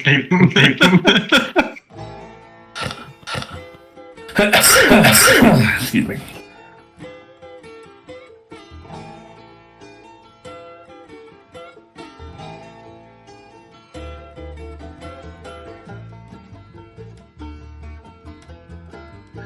So, when it comes to healing, for anybody who may have a wound or not, there is a healing skill that can be used to remove wounds. Each attempt takes 10 minutes per wound level, and you would subtract 1 from healing rolls without a basic first aid kit or something like that. Success would remove 1 wound, raise removes 2, failure means none are removed, and a critical failure increases the wound by 1. Do we not heal naturally? Natural healing happens at a rate of wounded characters making a vigor roll every 5 days. How? There is a golden hour where you can attempt to heal wounds on a patient within an hour of which they're sustained.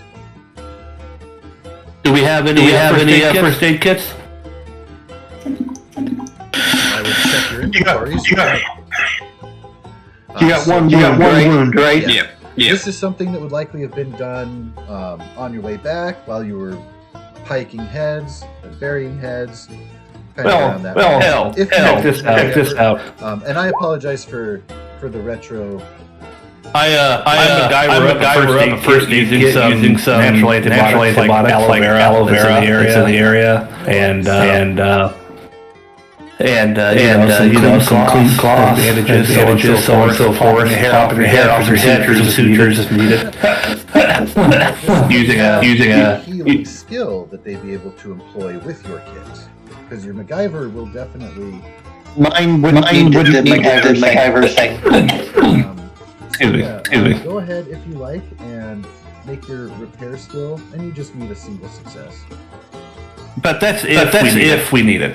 If we need the kit, I'll MacGyver us up one. Mine doesn't use the kit. It doesn't work that way. He'll say a prayer. Lay his hands on the wound, and I'm gonna make a roll. And I'm going through 10 of my PowerPoints already. So I don't want to take away from the good idea, but since this would have taken place before going to bed, were you out of PowerPoints? No, this would be in the morning. By morning it would be too late to be able to.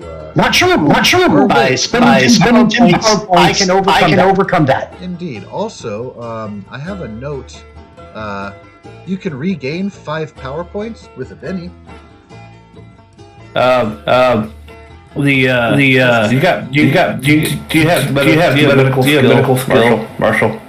Oh yeah, I got a D6. Oh, there you go. You have a one-use kit. Hold on.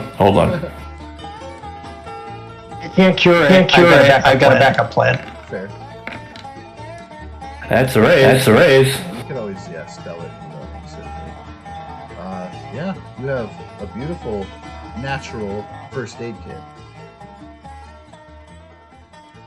Does that give me a bonus to what I'm about to roll, or This red moon would be very important. just allows me to do it. Go ahead and do it. It'll be without penalty since you do have a proper tool. I would say you could get you don't need a bonus, but I was going to give you a couple points on that. So yeah, proper success. All efforts combined. Thank you. Yeah, bring that up and apply, because you guys haven't really been hurt all that much, so there hasn't been too much of an opportunity to apply that stuff. Right on your character having naturalist first aid kit. Now, Goose, if you would like to roll a 2d6, we can determine where you might have a scar.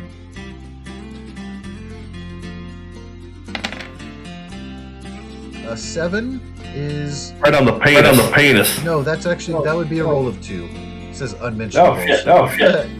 But a 7 is guts. Okay. It's a good torso slash, a little bit of a scratch that isn't infected. You're totally good, and they'll seal up nicely. But yeah, if you want bragging rights, you can have a cool little scratch across your abs or whatever, or ribs or something. Like a really nice with that wound, bullet wound. Among When you're following somebody, you can start sharing like, I got stabbed here by a vampire. Yeah. right? Wow, that calls me a creature of the night. Yeah. I got stabbed here for one of the chalupas. Right. Chalupa. Yeah, when the healing power, I end up spending 10 points, which obviously I don't have to heal himself. I can overcome the ghost shower issue. Yeah, definitely. Magic, But it's costly. And the Lord's mysterious ways will overcome mere mortal physics and limitations. And if I spend 20 power points and take an hour to do it, I can heal what would be considered crippling injury or incapacitation. Would that regrow a hand? Yeah. I've got to wait till our next race until I can get enough power points. I'm close to being able to do it, but I can't do it yet. Oh, nice. Certainly close.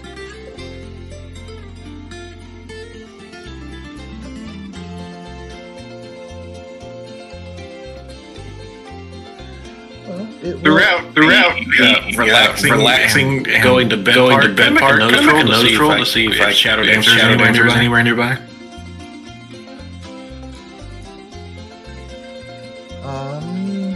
Define shadow dancers. Person. Indian, the one who is his ex-girlfriend. Oh, the person with the name. I'm sorry, I thought you pluralized it, and I was like, you mean weird shapes cast in the shadows made by the fire? I want to commune with the shadow demons. So Miss Whitefeather is actually in the tent with Ms. Red Moon, and you have not seen her since your return. You presume that the Apache will kind of share in the loss of Dakota in their own way, and along with Kai, because that's still a recent and fresh, unfortunate thing.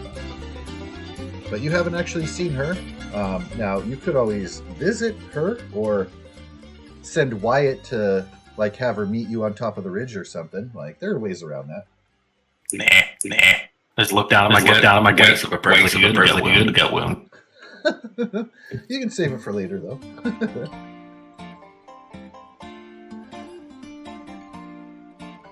And you could almost use it as, like, an icebreaker or something. Like, hey, do you mind taking a look at this?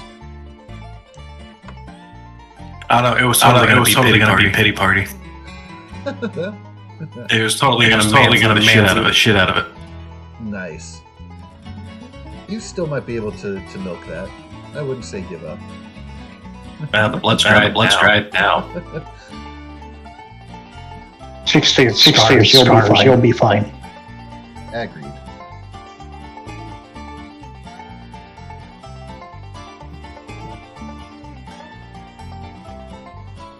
Fucking gunner. Sorry, there's a guy who's got a sword that goes down right over his left eye. And he's this buff, muscly German that you just put the pictures and you're like, well, fuck you, don't meet him with dinner. I'm never gonna see a chick in the 10-mile radius. Painful. And a drag. Yeah. I don't know, Brian. You got one of their sexy beards. You know what? The weird part about my beard is that it is attracted, or just in general, the look. I seem to run across blondes, and then I seem to run across blondes who apparently are white supremacists. I don't know how that keeps happening. I wish it would stop. It's probably the combination with a bald head. Yeah, bald head, mustache, and they're just all like, oh, he's Harry and brother, totally. Where's your red hat? You gotta get the tattoo on the side of your head. Well, they said it was fun. Lord. That's funny because I know that Brian is the furthest thing from like a Nazi. So yeah. Further thing from Nazi. American. Oh well, like skinhead or anything. Like I know. I was making a shit. He's more tolerant of things than I, and I'm a liberal pussy, so I can say that about ourselves. But True. yeah, I would presume that. That's why it's so weird. It's just like, red flag. All right, let's go. Yeah. After I fiddled with my head to bed. I got another to deal with in the morning. Excuse me. Well, the night will pass by quietly, uneventfully. Morning, you'll be greeted once again by pleasant smells. Somebody's started some food at the fire, the camp nearby. Oh shit! Coffee and go. Let's go. Coffee brewing. Nothing burning at your own camp yet. You guys are welcome. I'll go get some coffee from the main camp and start the coffee at our camp. Excellente. Wait, and then you have any coffee? Well, no, I'm going to talk to the camp to get some coffee, and I'll start here. Also, when I'm over there, I'm like, we can go out and doing things for y'all. Can you slip me like a bit of bacon? Oh, that's all fair supply, because you guys made a lot of effort in the hunting trip, so you have full access to everything. Dakota considers you guys as part of the gang-ish, at least when it comes to sharing of camp supplies and stuff. As much as you're definitely kind of on a leash, and then he definitely abuses that to make you guys deal with stuff like caves full of vampires and stuff.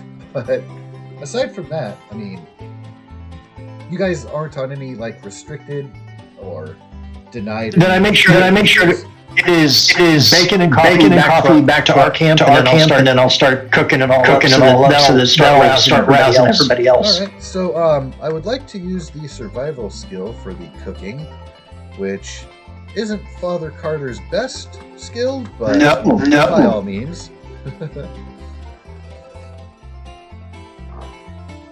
At least it's not untrained. And his answer to everybody is like, no, it's just he's had to cook a meal or two in the last decade. You know, it's a thing. Why don't I have a servant to? Oh yeah, that's right. We're in the middle of the desert. Wild out for the win, yeah, baby. Ooh-wee. Nice. Well, you've got a knack for that. Holy wow. Otherwise, we'd be getting food poisoning. No shit. Yeah. Your bacon is you get it at that perfect crispiness. The coffee also perfectly brewed. Not too much, not too little. That nice Goldilocks sweet spot. Nothing worse than percolated coffee. So, if they're not already roused, Ognito and Rankins will be greeted by that perfect and alluring smell.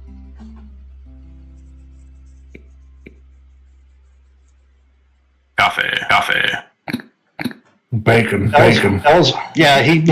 out the plate, puts out the cups. He's got a little bit of bacon in one hand, and the other, just like morning.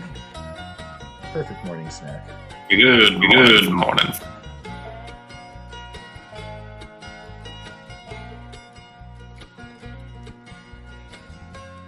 And you'll be just about finishing up. I don't know if there's anything you happen to be conversing about when Wyatt and Gizmo make their slow approach into camp. Your camp, I mean, like your area. I'll raise a cup to them, like, hey, come on, you know. I'll pick up the pot, refill my. We still got like a cup left in here if one of y'all wants it. Gizmo gestures with his cup and says, I could use a refill. Go for it. Yeah, when I see him coming to camp, I'll pop into my tent, grab a saddlebag, and I'll sit down by the fire, put the bag down beside me. How close to the fire are you putting your saddlebag? I'm smart enough not to make the fire consume those rock there. Yeah, he's smart enough not to make the saddlebag into a fucking bomb. Yeah, I'm gonna need a dexterity check from... No. It just burns real hot. It doesn't actually explode. Unless you design it to. Alright, and so...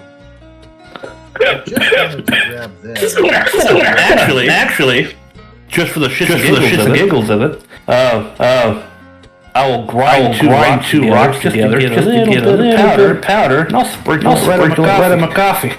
Oh, I thought you were gonna nose candy it. Gizmo's eyes widen a little bit, and he gestures with his cup. Kind of like, extra sugar? I'll put a little picture in his. There is a thing about what the hell? There is a thing about ingesting Ghost Rock, by the way. Yeah. What are the details on that? Because I haven't. I don't remember the details on that. I know I read it, but it's been a while. It's been a while. Hold on. There's a hindrance where you have to because you get addicted to it. Yeah. Well, if you keep that up. Right. I know, right? I would like to look it up, but I don't want to just put everything on while I try to grouge to the book. I do know it's somewhere.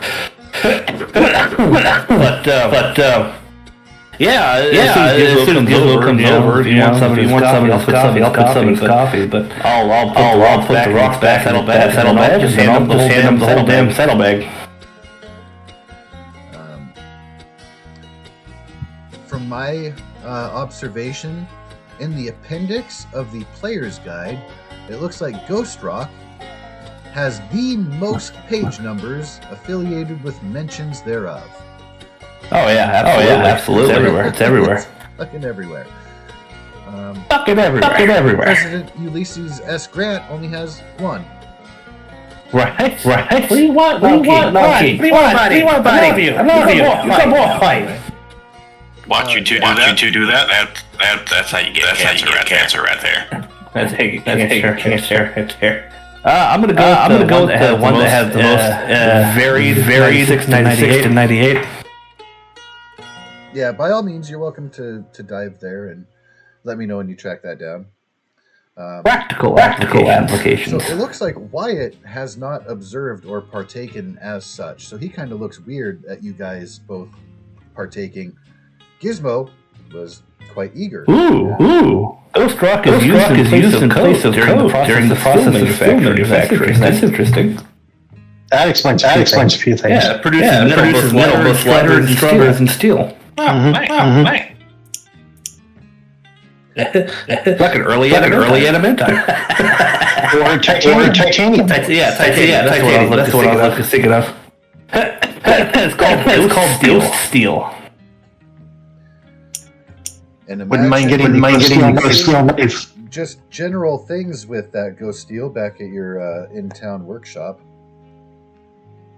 I love that gun made out of Ghost Steel. That just sounds cool. Doesn't it? Well, I know a blacksmith, and we have access to Ghost Rock. And I am weird excited to know how to use it. Really want to screwing with it. I don't actually see anything about imbibing it.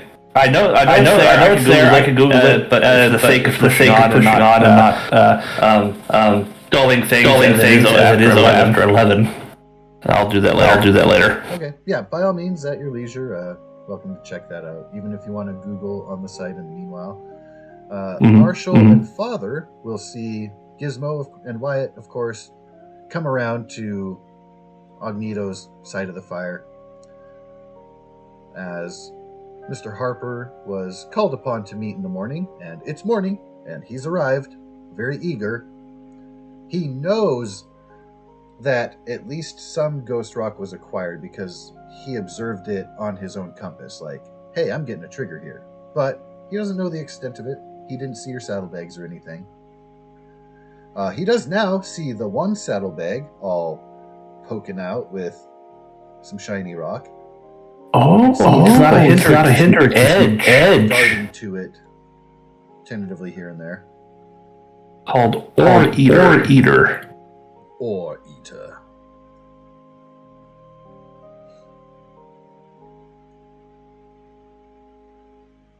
But you were saying?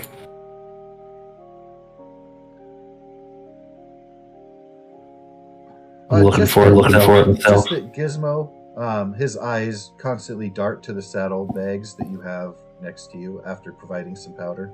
And Father Carter and I handed those to him. Oh, so you're just offering that up? That bag. What are those bags? Just his. I gave him the whole fucking bag. He looks at it and back at you. What kind of cash did you find? A little more than that, honestly. But I was able to get myself a big bag. He says, well, now, I don't want to be put into any kind of debt. This is, and he trails off. You know he's implying like, wow, this is almost a gift I can't accept. There is so much wealth I am holding in my hands.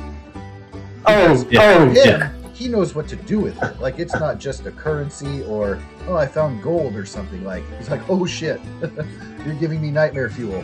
I'm gonna eyeball him as I chew bacon for a minute. Absolutely perfectly cooked bacon for a minute. And then I'm gonna glance over at the preacher. Then back to Gizmo. I have a bit of a proposition for you, actually.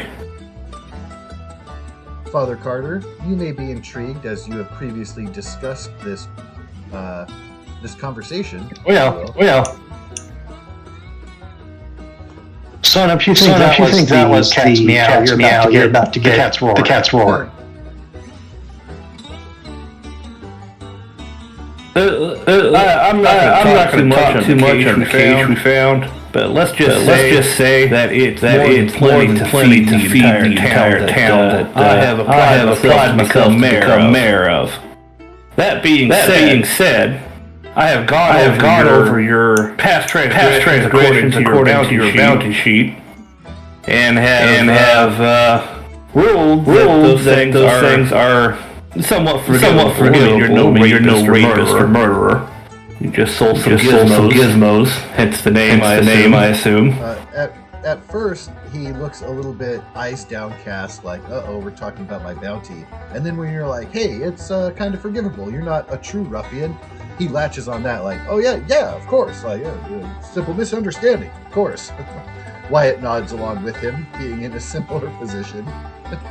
Now if the two of you, and he kind of looks down at Wyatt and back to Gizmo, are willing to go the straight and narrow after a little foray. How do you say that, Marshall?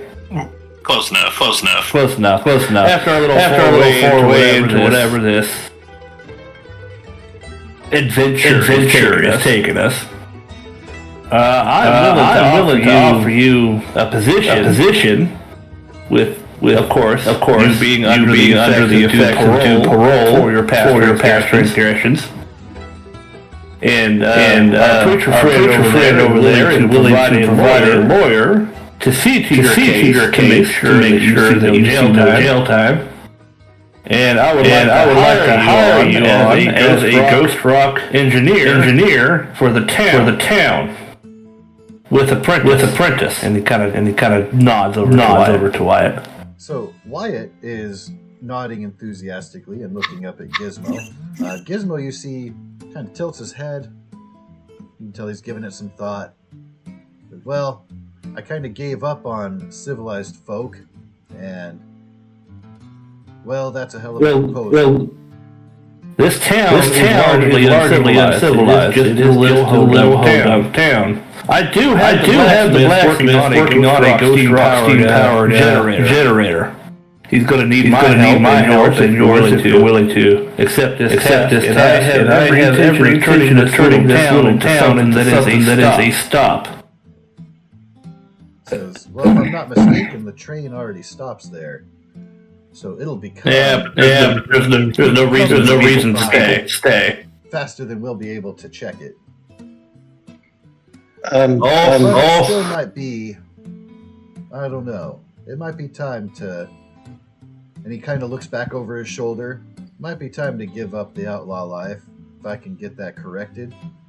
Reintegrate into society. Would be I'll sweeten the deal just a little bit. Oh? Mr. Harbor, was it? He nods. Gizmo. All right, Gizmo. Not only will I deal with your stuff, I'll buy off and erase your bounty, both you and the boy. And incidentally, if you're really concerned about what I just saying, hogwash. Look at the marshal. Look at the good doctor. I did not start out my life as a preacher. I simply became one later in life. So you got some investments. You have your affairs in order. Some kind of income that trickles in. I make enough money that I gave up my share of the city of the gold because I don't think it's going to be more than I have. His eyes widen. That's a bold claim, preacher. And one appreciate yourself. That too. As you know, this offer, he gestures toward the saddlebags and at the father and yourself. This is quite a bit. Like I said, I'd rather not be indebted. In what way do I have a stake or share in everything? How long before I can pay that back and not just be, indentured to you? The requirement for the payback is very simple. You need to go straight and narrow. I'm doing this as a way to redeem you and prevent the boy from living your life in the criminal sense of the word. I would love for you to become an outstanding inventor. I would love for the boy to learn in that regard and find a legitimate path for him moving forward. You're paying me back in redemption. I don't want your money. I don't frankly need your money. At first, he looks a little bit, you would say, ashamed when you're talking about the boy picking up on his life. There's a bit of knowing and unspoken worry there. But the more you speak, the more you can see him kind of coming around. His posture gets a little bit straighter. Says, "You're not speaking wrong, preacher." He looks over at Wyatt.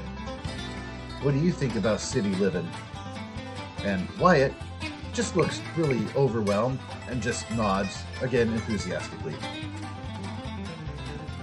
He looks both surprised and eager to partake. As for the other side of the coin, after you serve your parole under mine and my deputies, purview, you would be free man, upholding to nobody. So I could then become a full employee or even partner in this venture? He looks between the marshal and Agneto. That's between the scientists. I don't work that part out. Well, I could do worse for a partner. This all sounds You obviously to be true. There's got to be a catch. Well, the catch is all this future planning. We gotta get there first. And not, You're probably looking for some other sign that we can back up what we're saying, right? I don't necessarily doubt it. I'm just used to folk having their own agendas. I certainly don't want to pledge myself and the boy into something and then have a gotcha later. Redemption. Mine is completely redemption. I saw some really bad stuff in my life.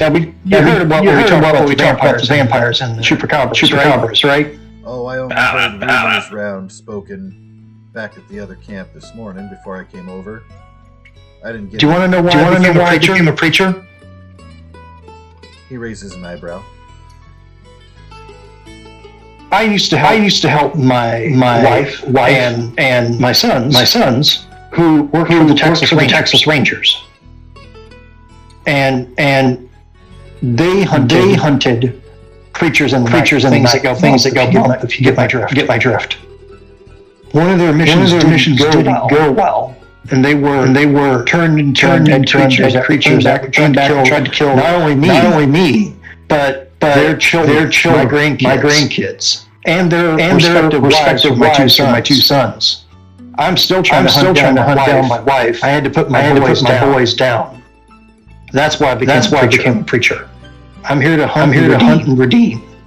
And frankly, you're on the low end of the evil stick as far as I'm concerned. So if I could turn it out to good, I'm here. He says, "Well, holy damn, Father, my condolences." And he gives Appreciate it. Thank you. A lot of sincerity. You can tell he's not just saying it like heartfelt.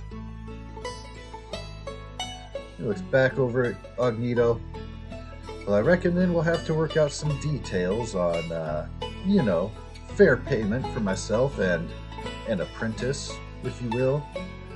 But I reckon in that time, we happen to survive this trip and don't fall to more chalupas.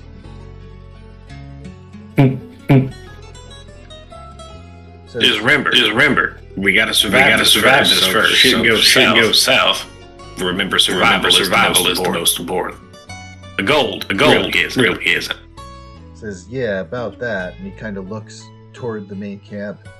I don't know how much Dakota is gonna be keen on anybody leaving or splitting off, or even if he's gonna let any of us survive. That gold fever, I've seen it turn people. You guys better be watching your backs. He smells, but so do snakes. You just might not hear his rattler. This entire thing is gonna go bullshit 9 ways from Sunday. Well, You can guarantee that almost. You can almost guarantee that there's going to be a choice in them at some point in time. I highly advise you be with the us. Says, well, I am encroaching the end of my days a little bit all the time. There's still hope for the boy here. So for his sake, you can count on me. And he holds out his hand. Shake it first. You Yeah. can When he's done, I'll take a turn. You can count on that. So saith the Lord.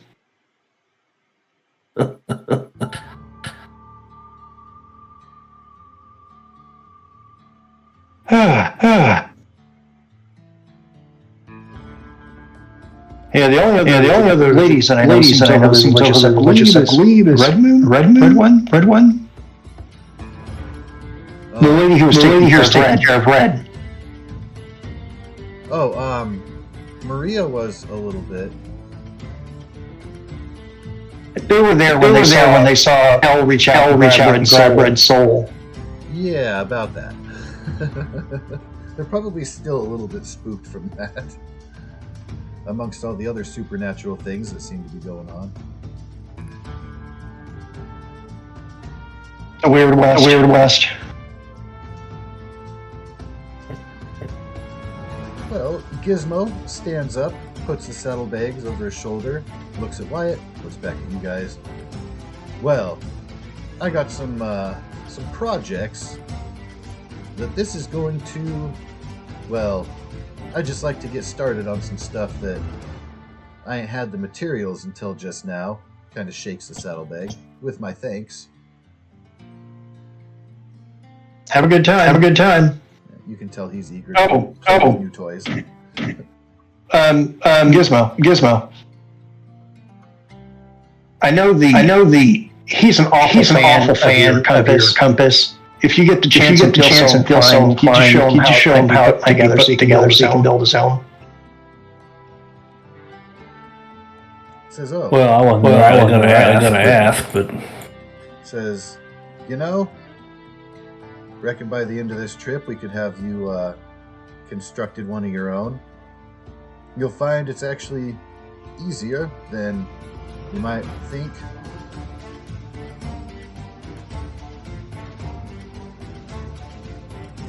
fair enough.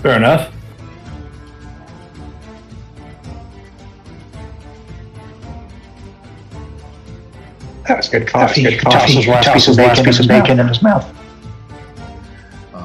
Mr. Ogneto, you may have already seen or perused this, but here is just a little blurb from Das Book. Oh, it did the weird copy. Well, anyway. It's fine. There is... Oh yeah. I was already looking up Ghost Rock Detector. Okay. Just wanted to share the details there, as long as you're kind of on that path.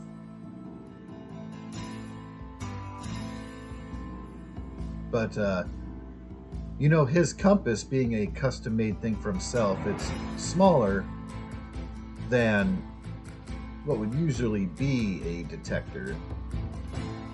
So, definitely a special and unique design.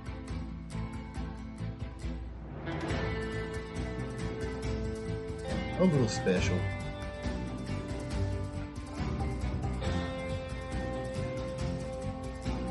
Because again, it's not just a general, there is a presence and a radius, but it actually points. So, Like a compass. Oh, by the way, I gave that some of the fact that I'll take care of the character sheet. oh yeah, he pocketed that the night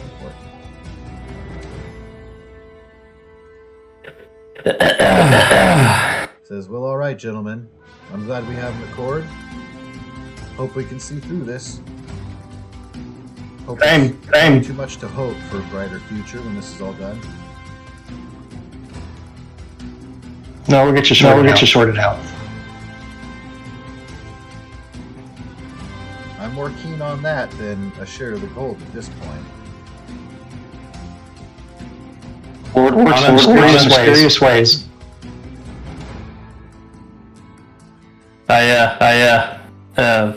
Fucking Ogneto will light up a breakfast cigar and just kind of lean back and stare at Gizmo for a minute. Gizmo Honestly, stares at your tobacco and kind of waves his hand, like ugh. Honestly, with the amount of ghost rock that I found, I can give two shits about that gold. Says, well, ain't nobody else in camp that realizes the value of that, especially if you said there was more left behind.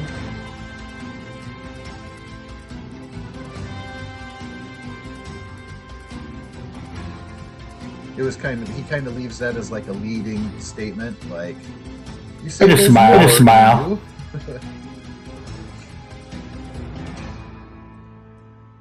But he doesn't ask an exact amount or anything. Doesn't push it hard, but yeah, he's kind of like, so there's more, eh? That's amore. Italian ghost rock. There you go. Says, well, we've got plenty of time to discuss that further. Gentlemen, if you'll pardon us. Great morning. And they scurry off, and you hear Wyatt starting to pester Gizmo about what they might do with that bounty of Ghost Rock they've just acquired. Fun sciencey talk. Yeah, I think I'm going to use mine to pick up new powers next time I level. New powers and more dementias.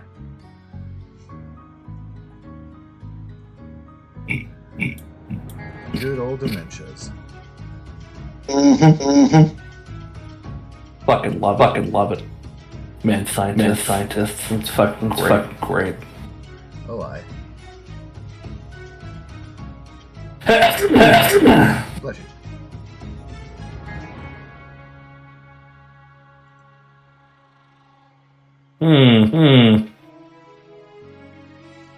That went well. Alright, well. I don't see anything else kicking off. We should get going to the next marker then. Alright. But once the camp is ready to pack up and move along, Dakota, of course, will lean on the marshal to kind of point the way in that regard. But you can tell over in the other camp, they are starting to already kind of pack up, getting things ready to go. You can tell they're not eager to linger here with all of the chalupas and whatnot. They've already lost enough people recently, had enough weirdness. It's about to get stranger. Always. As we pack up and whatnot. Stop by Red at some point. Dakota at some point. Be like, hey, anybody got some 45 ammo?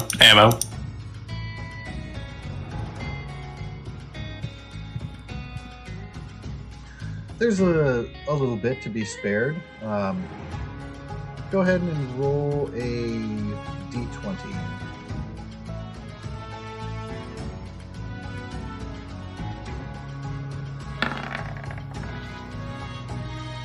Alright, double that number, and that is what is available.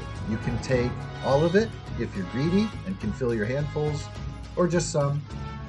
It's kind of community chest, camp supply. Bullets are a commodity as much as food, as far as not a commodity, a basic necessity out here.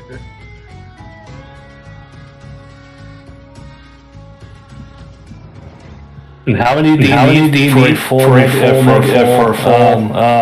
chamber? Six.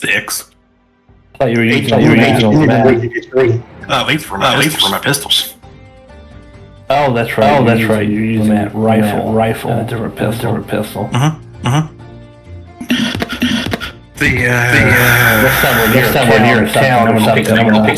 I think my character's gonna pick up on that because it's just a handy little. They're just handy. They do good damage. Definitely. Good damage and good range. He's not a gunslinger in any shape or form. But fucking having a good gun still. I'll take 21. Okie dokie. God, I wish bacon was still 15 cents a pound. Sounds different times. My grandmother. I thought I'd never see $3 a gallon in Texas, especially since we were on oil fields and gas refineries and shit. But it hit $3 a gallon. Fucking. And I was talking to grandma. She's like, I remember when it was 15 cents a gallon. Yeah. And I was just like, God damn, fucking inflation so much. What's fucked about the inflation is the money then used to carry more. Like it. Well, it was backed by gold. Well, yeah, but like, Unfortunately, not just the legal tender part of it, but the fact that like $1's worth today isn't the same because inflation hasn't matched income and stuff. Like, it's gotten way out of it. No. Buy gold. I'm telling you. Buy precious metals. That's what I want to do. Eventually, at some point, get a safe, putting gold away. I don't know if you guys saw the roast of Tom Brady, but Nikki Glasser made an awesome joke about the cryptocurrency and referencing Gronk. Even me know that not real money. It was just fucking hilarious. I can't do it justice. Anywho.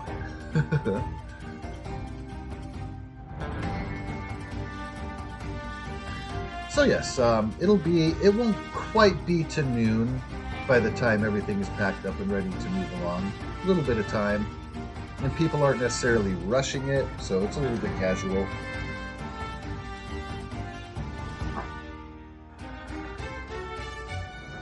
But there's a little bit of talk about considering the need for more hunting if people are open to it.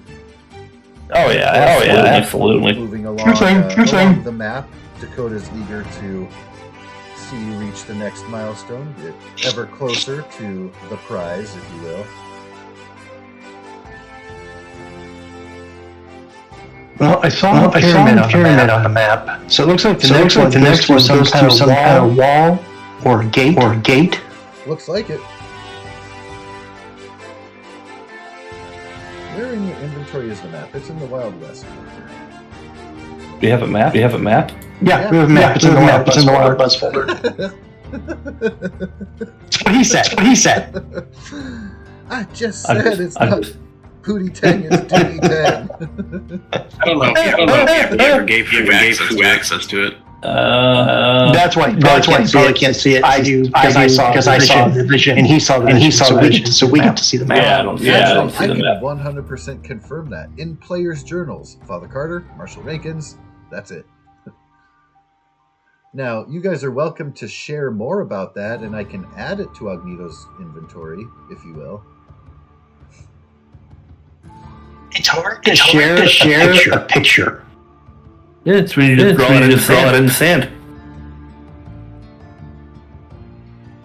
Yeah. I don't know. Kind of draw. We're gonna follow this road, and they'll along here. I try to draw the trees, and like there's box over here. There's a wall. The next thing it passes through.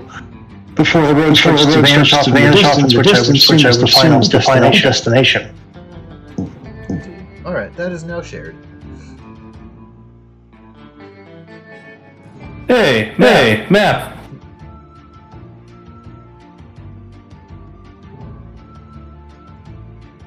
Yeah, look at that shit. Indeed.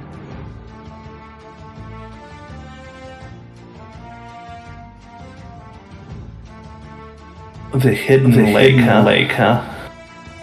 Yeah, that's Mountain. That's where you went fishing. The fish. Yep. In Mother Russia, the fish fishes you. So yeah, you'll see a little kind of pointy thing on the top of a cliff on the left-hand side, almost right in the middle. Pyramid. I think so. And the wall is kind of distant there. You guys have made progress.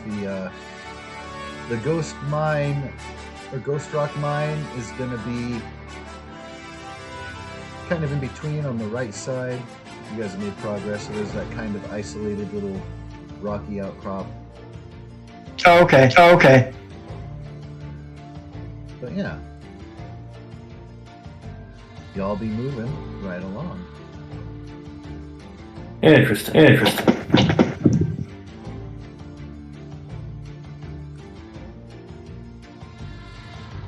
We ride. On the train, we blaze.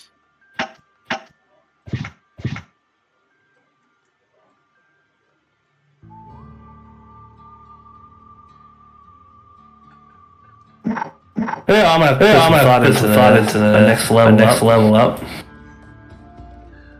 I was going to give you experience enough to probably have an advancement at the end of our session tonight. So everyone is welcome to consider that for the meanwhile. Question. So go ahead. Sorry. How much experience? We're up to 25, right? I believe so. And Yeah. Up would be another 5. So we're getting another 5. Can confirm. Yep. Next our advanced go up by one, not our rank, correct? Yes. But How does our advanced go to make a rank go up. Because I'm at 5 advanced at the moment. So you'd be right in the middle of seasoned. Okay, so I'm at 6 advanced now. Yeah. Okay, cool.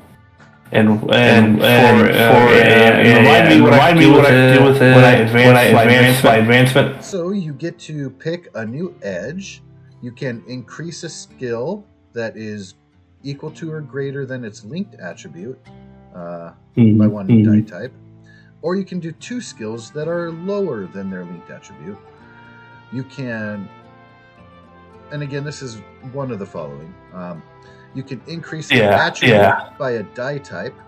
You can only do that once per the rank, as far as novice, seasoned, veteran. So if you've already taken the attribute bonus for seasoned, you have to wait until you hit veteran to do another one. You can also remove a hindrance or reduce a major hindrance to a minor. As far as picking new powers, that would be gain a new edge, and then the edge that gives you, I think, 2 new powers? Right, exactly. In that case, I'm up in that bigger. What's that? I have bigger. To get that. I don't remember for the life of me what I upped when I hit season. I don't know if I already did tribute or not. Because it's been so long. Yeah. So I'll allow the freebie. I miss Slice of Forever. So if that is not forever, I'll assume that you haven't yet. Right. For all intents and purposes. And if you have, then you're getting a freebie if you take that route. But if you're taking new powers, then it doesn't matter. You still have another level up to be able to take advantage of that. Right.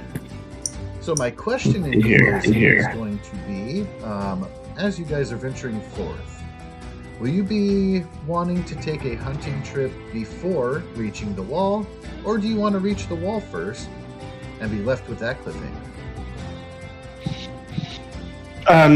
Couldn't we reach the wall and then maybe take a day to go do more hunting? Yes, you could.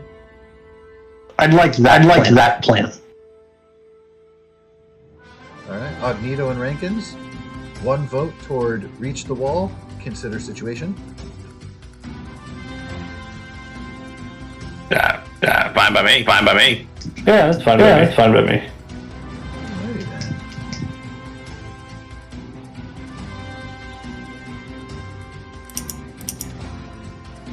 That's a pretty fucking wall. There you are.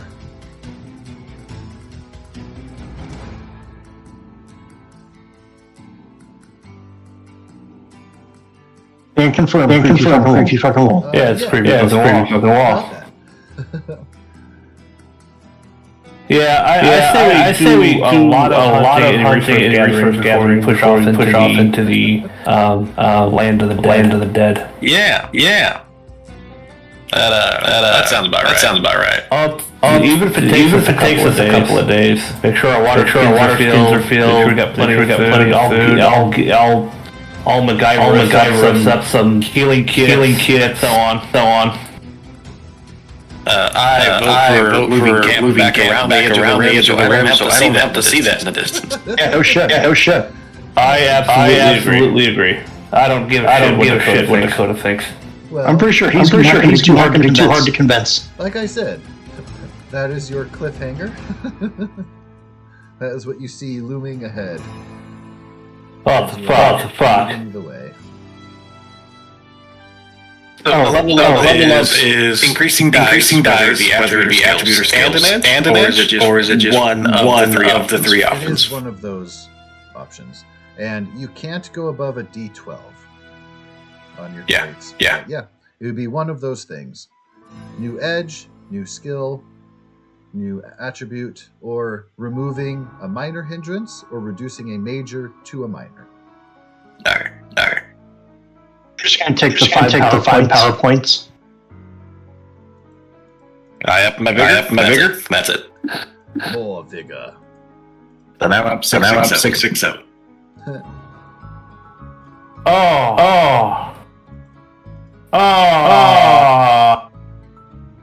Okay. I am. Well, shit. Yes. Do I have access to spare parts? What do you define as spare parts? Less on the mechanical side, but between you, what you and Gizmo might have along with you for tinkering, certainly have a little bit available. Can I ask what your leading question is going toward? I posted it. The gadgeteer edge. Since I am seasoned, and I do now have weird science D6 plus. So let's see. Gadgeteer, specifically powerful jury rig advice. Art.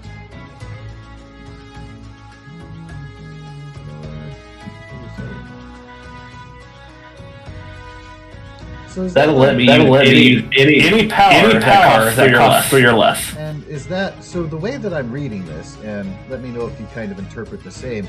That's like a MacGyver skill for powers. Yes. Huh. But I can't get any of the big powers, or Right. it would have to be a power that costs 3 or less. And I assume I can't do. I spend more PowerPoints in order to like I do with my Entangle to go from medium burst to large burst. It would be just the base power itself only. I mean, maybe. But it would give me a wider access. Well, it does say that the total cost of a power can't exceed points spent to create it. This only allows me to do 3 points. Yeah, so I mean, you might have, like, if the power is 2 and it says spend 1 point for this extra benefit, I feel like you'd be able to do that.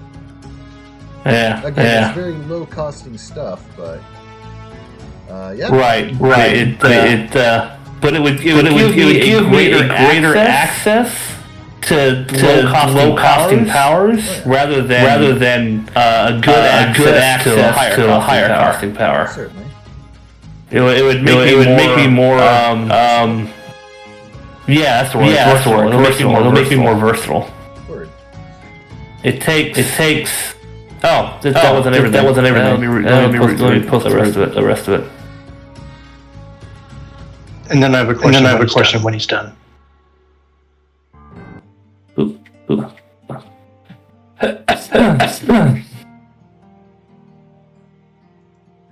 right, I want a new song. I've heard that enough now.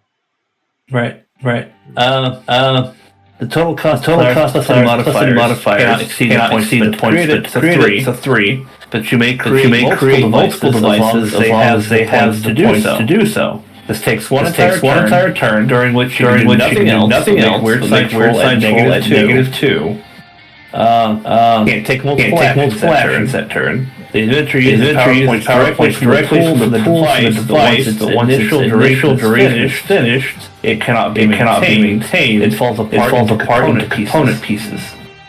So I can't just. It's not something I can tinker with and remake. I'd have to use this skill again and pick that power again specifically.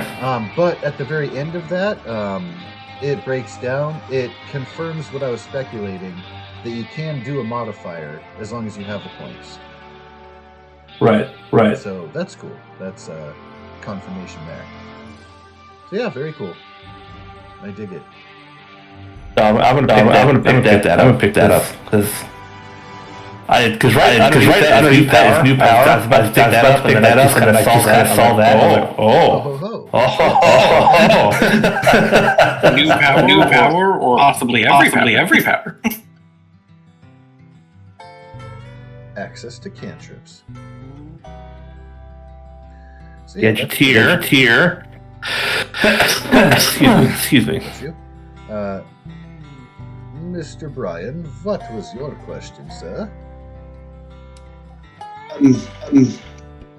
I'm assuming it took a day or two to get to where we're at. Yes, it will be a couple days of travel. Okay. As such.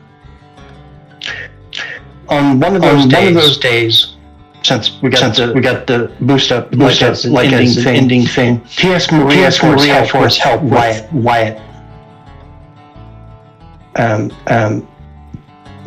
He has Wyatt sit down. Has Maria sit down. We do it outside of the tent. It's like, can I take a look at your hand? And he's obviously indicating one missing one. Yeah. He's got a stump.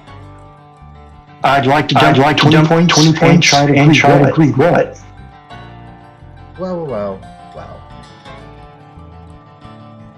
You are welcome to try, of course. You're gonna try and do this, like, I gotta see this. Oh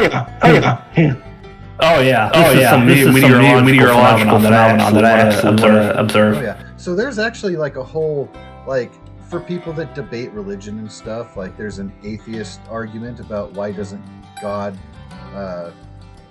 regrow amputees' limbs. Anyway, I just find that amusing because that's exactly what you're doing. Don't get me wrong. If there was proof like this of the afterlife and actual healing and shit like that, I would be a devout Christian or arcade. I would be an wizard. Absolutely. No fucking doubt. But there's absolutely zero fucking. So fuck it. I always emphasize, like, especially like in the D&D world where gods actually visibly, physically walk among people. Yeah. All of that. Like, it's undeniable. You can't really be... You can be like, well, I don't think they're worthy of worship, but you can't deny their existence. Like... Yeah, you can't be atheist to Jesus if you shook the man's hand. Yeah. True. And he cured your leprosy in so doing, right? Right. Father Wayland Carter. That's what it is. Is that... Took it to 15. Okay. So not only did I succeed, I succeeded with multiple raises. Is that what you needed? I just needed to succeed. Actually, but I wanted to really punch it home. So I spent my last Benny to see what I could punch it up to, and I got to 15. Nice. I'm just shy of the fourth raise. Can you please post for me the details of that spell, just so I can look at the semantics and see what we can pull out of there? Sure thing. I'm gonna hit the button. Drops the entire board. Okay. So ignore the rules tied with it. Yeah. Also, I would Just for that to be the thing. So if you scroll down. The crippling injury power can be permanent and crippling injury. Now, does that regrow a hand? I don't know. With that amount of raises, I would say that you have started the healing process. He might have like a weird kind of funny mini hand, like a baby hand. I like Deadpool. Right, but it'll continue to grow and come back. You would definitely start the process. And there's witnesses to see me grow a hand out of the stump, and then tell him it's going to take time to fully grow like you did as a boy. Oh yeah, and he will totally pass out, partially from shock, partially from the exhaustion that it incurs. But Maria's going to be like, crossing herself and whispering at the sky. Other onlookers will be wowed and impressed. Gizmo shakes his head incredulously. Well. Holy shit. Don't expect Is some holy shit. Well, holy stuff. He turns to Maria, but she wanted Maria to see it, trying to redeem as many people as he can. It's like, don't expect to be able to do that all the time. But if I do it, it's probably the limit I can accomplish in a day. I really like that that's like an uplifting way to kind of close the session and lead into like where you have the cliffhanger. As you look at the huge wall of bones, daunting and looming above in the distance. I'm kind of curious to see what a regrowing hand and stump. That could get creepy real quick. I know. That's why I'm curious to see. I'm curious to see what kind of weird shit comes out of that.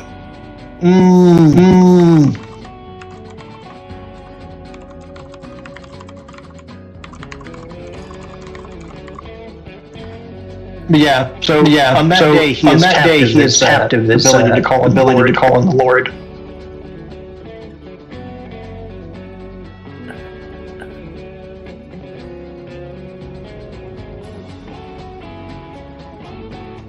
All right. If the power only creatures can get it, that means everyone can use it, right? Right. If it doesn't say like voodoo only, Like havoc actually say anything. Table that shows what spells are available to who? Yeah, I'm looking under the advanced ed core book. Maybe it's after the power. Let me scroll down. Yeah, I never found the table. I just read through the entire thing and started writing down every power that I could use. Yeah, I saw the table on one of the other books, not this one. If it's like in the GM's book, or if it's in the Savage Worlds. I mean, it's probably in the Savage Worlds because the Deadlands is technically like accessory stuff. Oh no, here it is in the Player's Guide, PDF. Well, it's both. Page 134. Available powers by arcane background. Yeah. So there you go. That will answer your question. And some of them are available to everybody, like aim and armor. But in the updated healing, there is no greater healing. It's very much a Deadlands thing. Healing has turned into if you get enough ups or whatever it's called, then you get greater healing. Okay. Which does what he just did.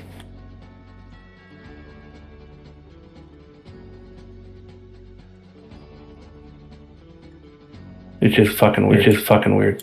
Yeah, agreed. Well, greater healing is on the miracles, the blessed list, specifically greater healing and regular healing. Yeah, they thematic crush some stuff together for the setting. Oh yeah, no. What I'm saying is like greater healing doesn't exist anymore. It's just part of healing. Here, let me. This is everything. This is everything for healing itself. Greater healing is a modifier for healing now. Oh, did you get the repick of that? Because combined it to another one. Oh yeah, that's what I posted. Oh. Yep. Yeah. That's what he posted. Yeah, but in the other healing is a separate thing. So which one do you want me to go through? Pick powers from? I would go with the Deadlands book. Because it's Savage Worlds. It's supposed to supersede the base and provides setting specialties. So the Player's Guide X-Ed book? Okay. Got it.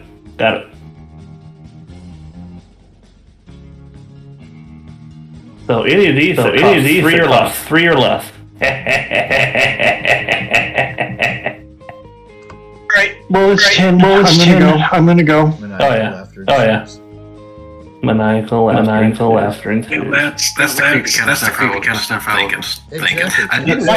Nightmare fuel. I didn't think stump. Yeah. And so it definitely was like, oh, tree stump. And I really like the first one where it is actually, and it only has 3 fingers, but it still looks cool. And then the one underneath it is like roots crawling up and it's turning into a human hand from like a tree base. Like that's awesome and creepy at the same time. Oh, the one on the bottom right has the extra fingers. Yeah, I took the finger from the other one. Like you don't need this. Oh yeah. The bottom right, the skeletal hand, like embedded in the tree. That's pretty cool. Oh, good times. Three grew up through a corpse. With AI it. should be appreciated for those strange happenings, if nothing else. All right, I'm gonna go. Night, everybody. Night, everybody. Good night. Take care, Brian. Good night. Take care, You Brian. guys have a great evening. I'm gonna go eat and pee and stuff. So cheers. May the force be with you. See you tomorrow for Dragonlance. All right, sir. See you. All right, See fare you. well.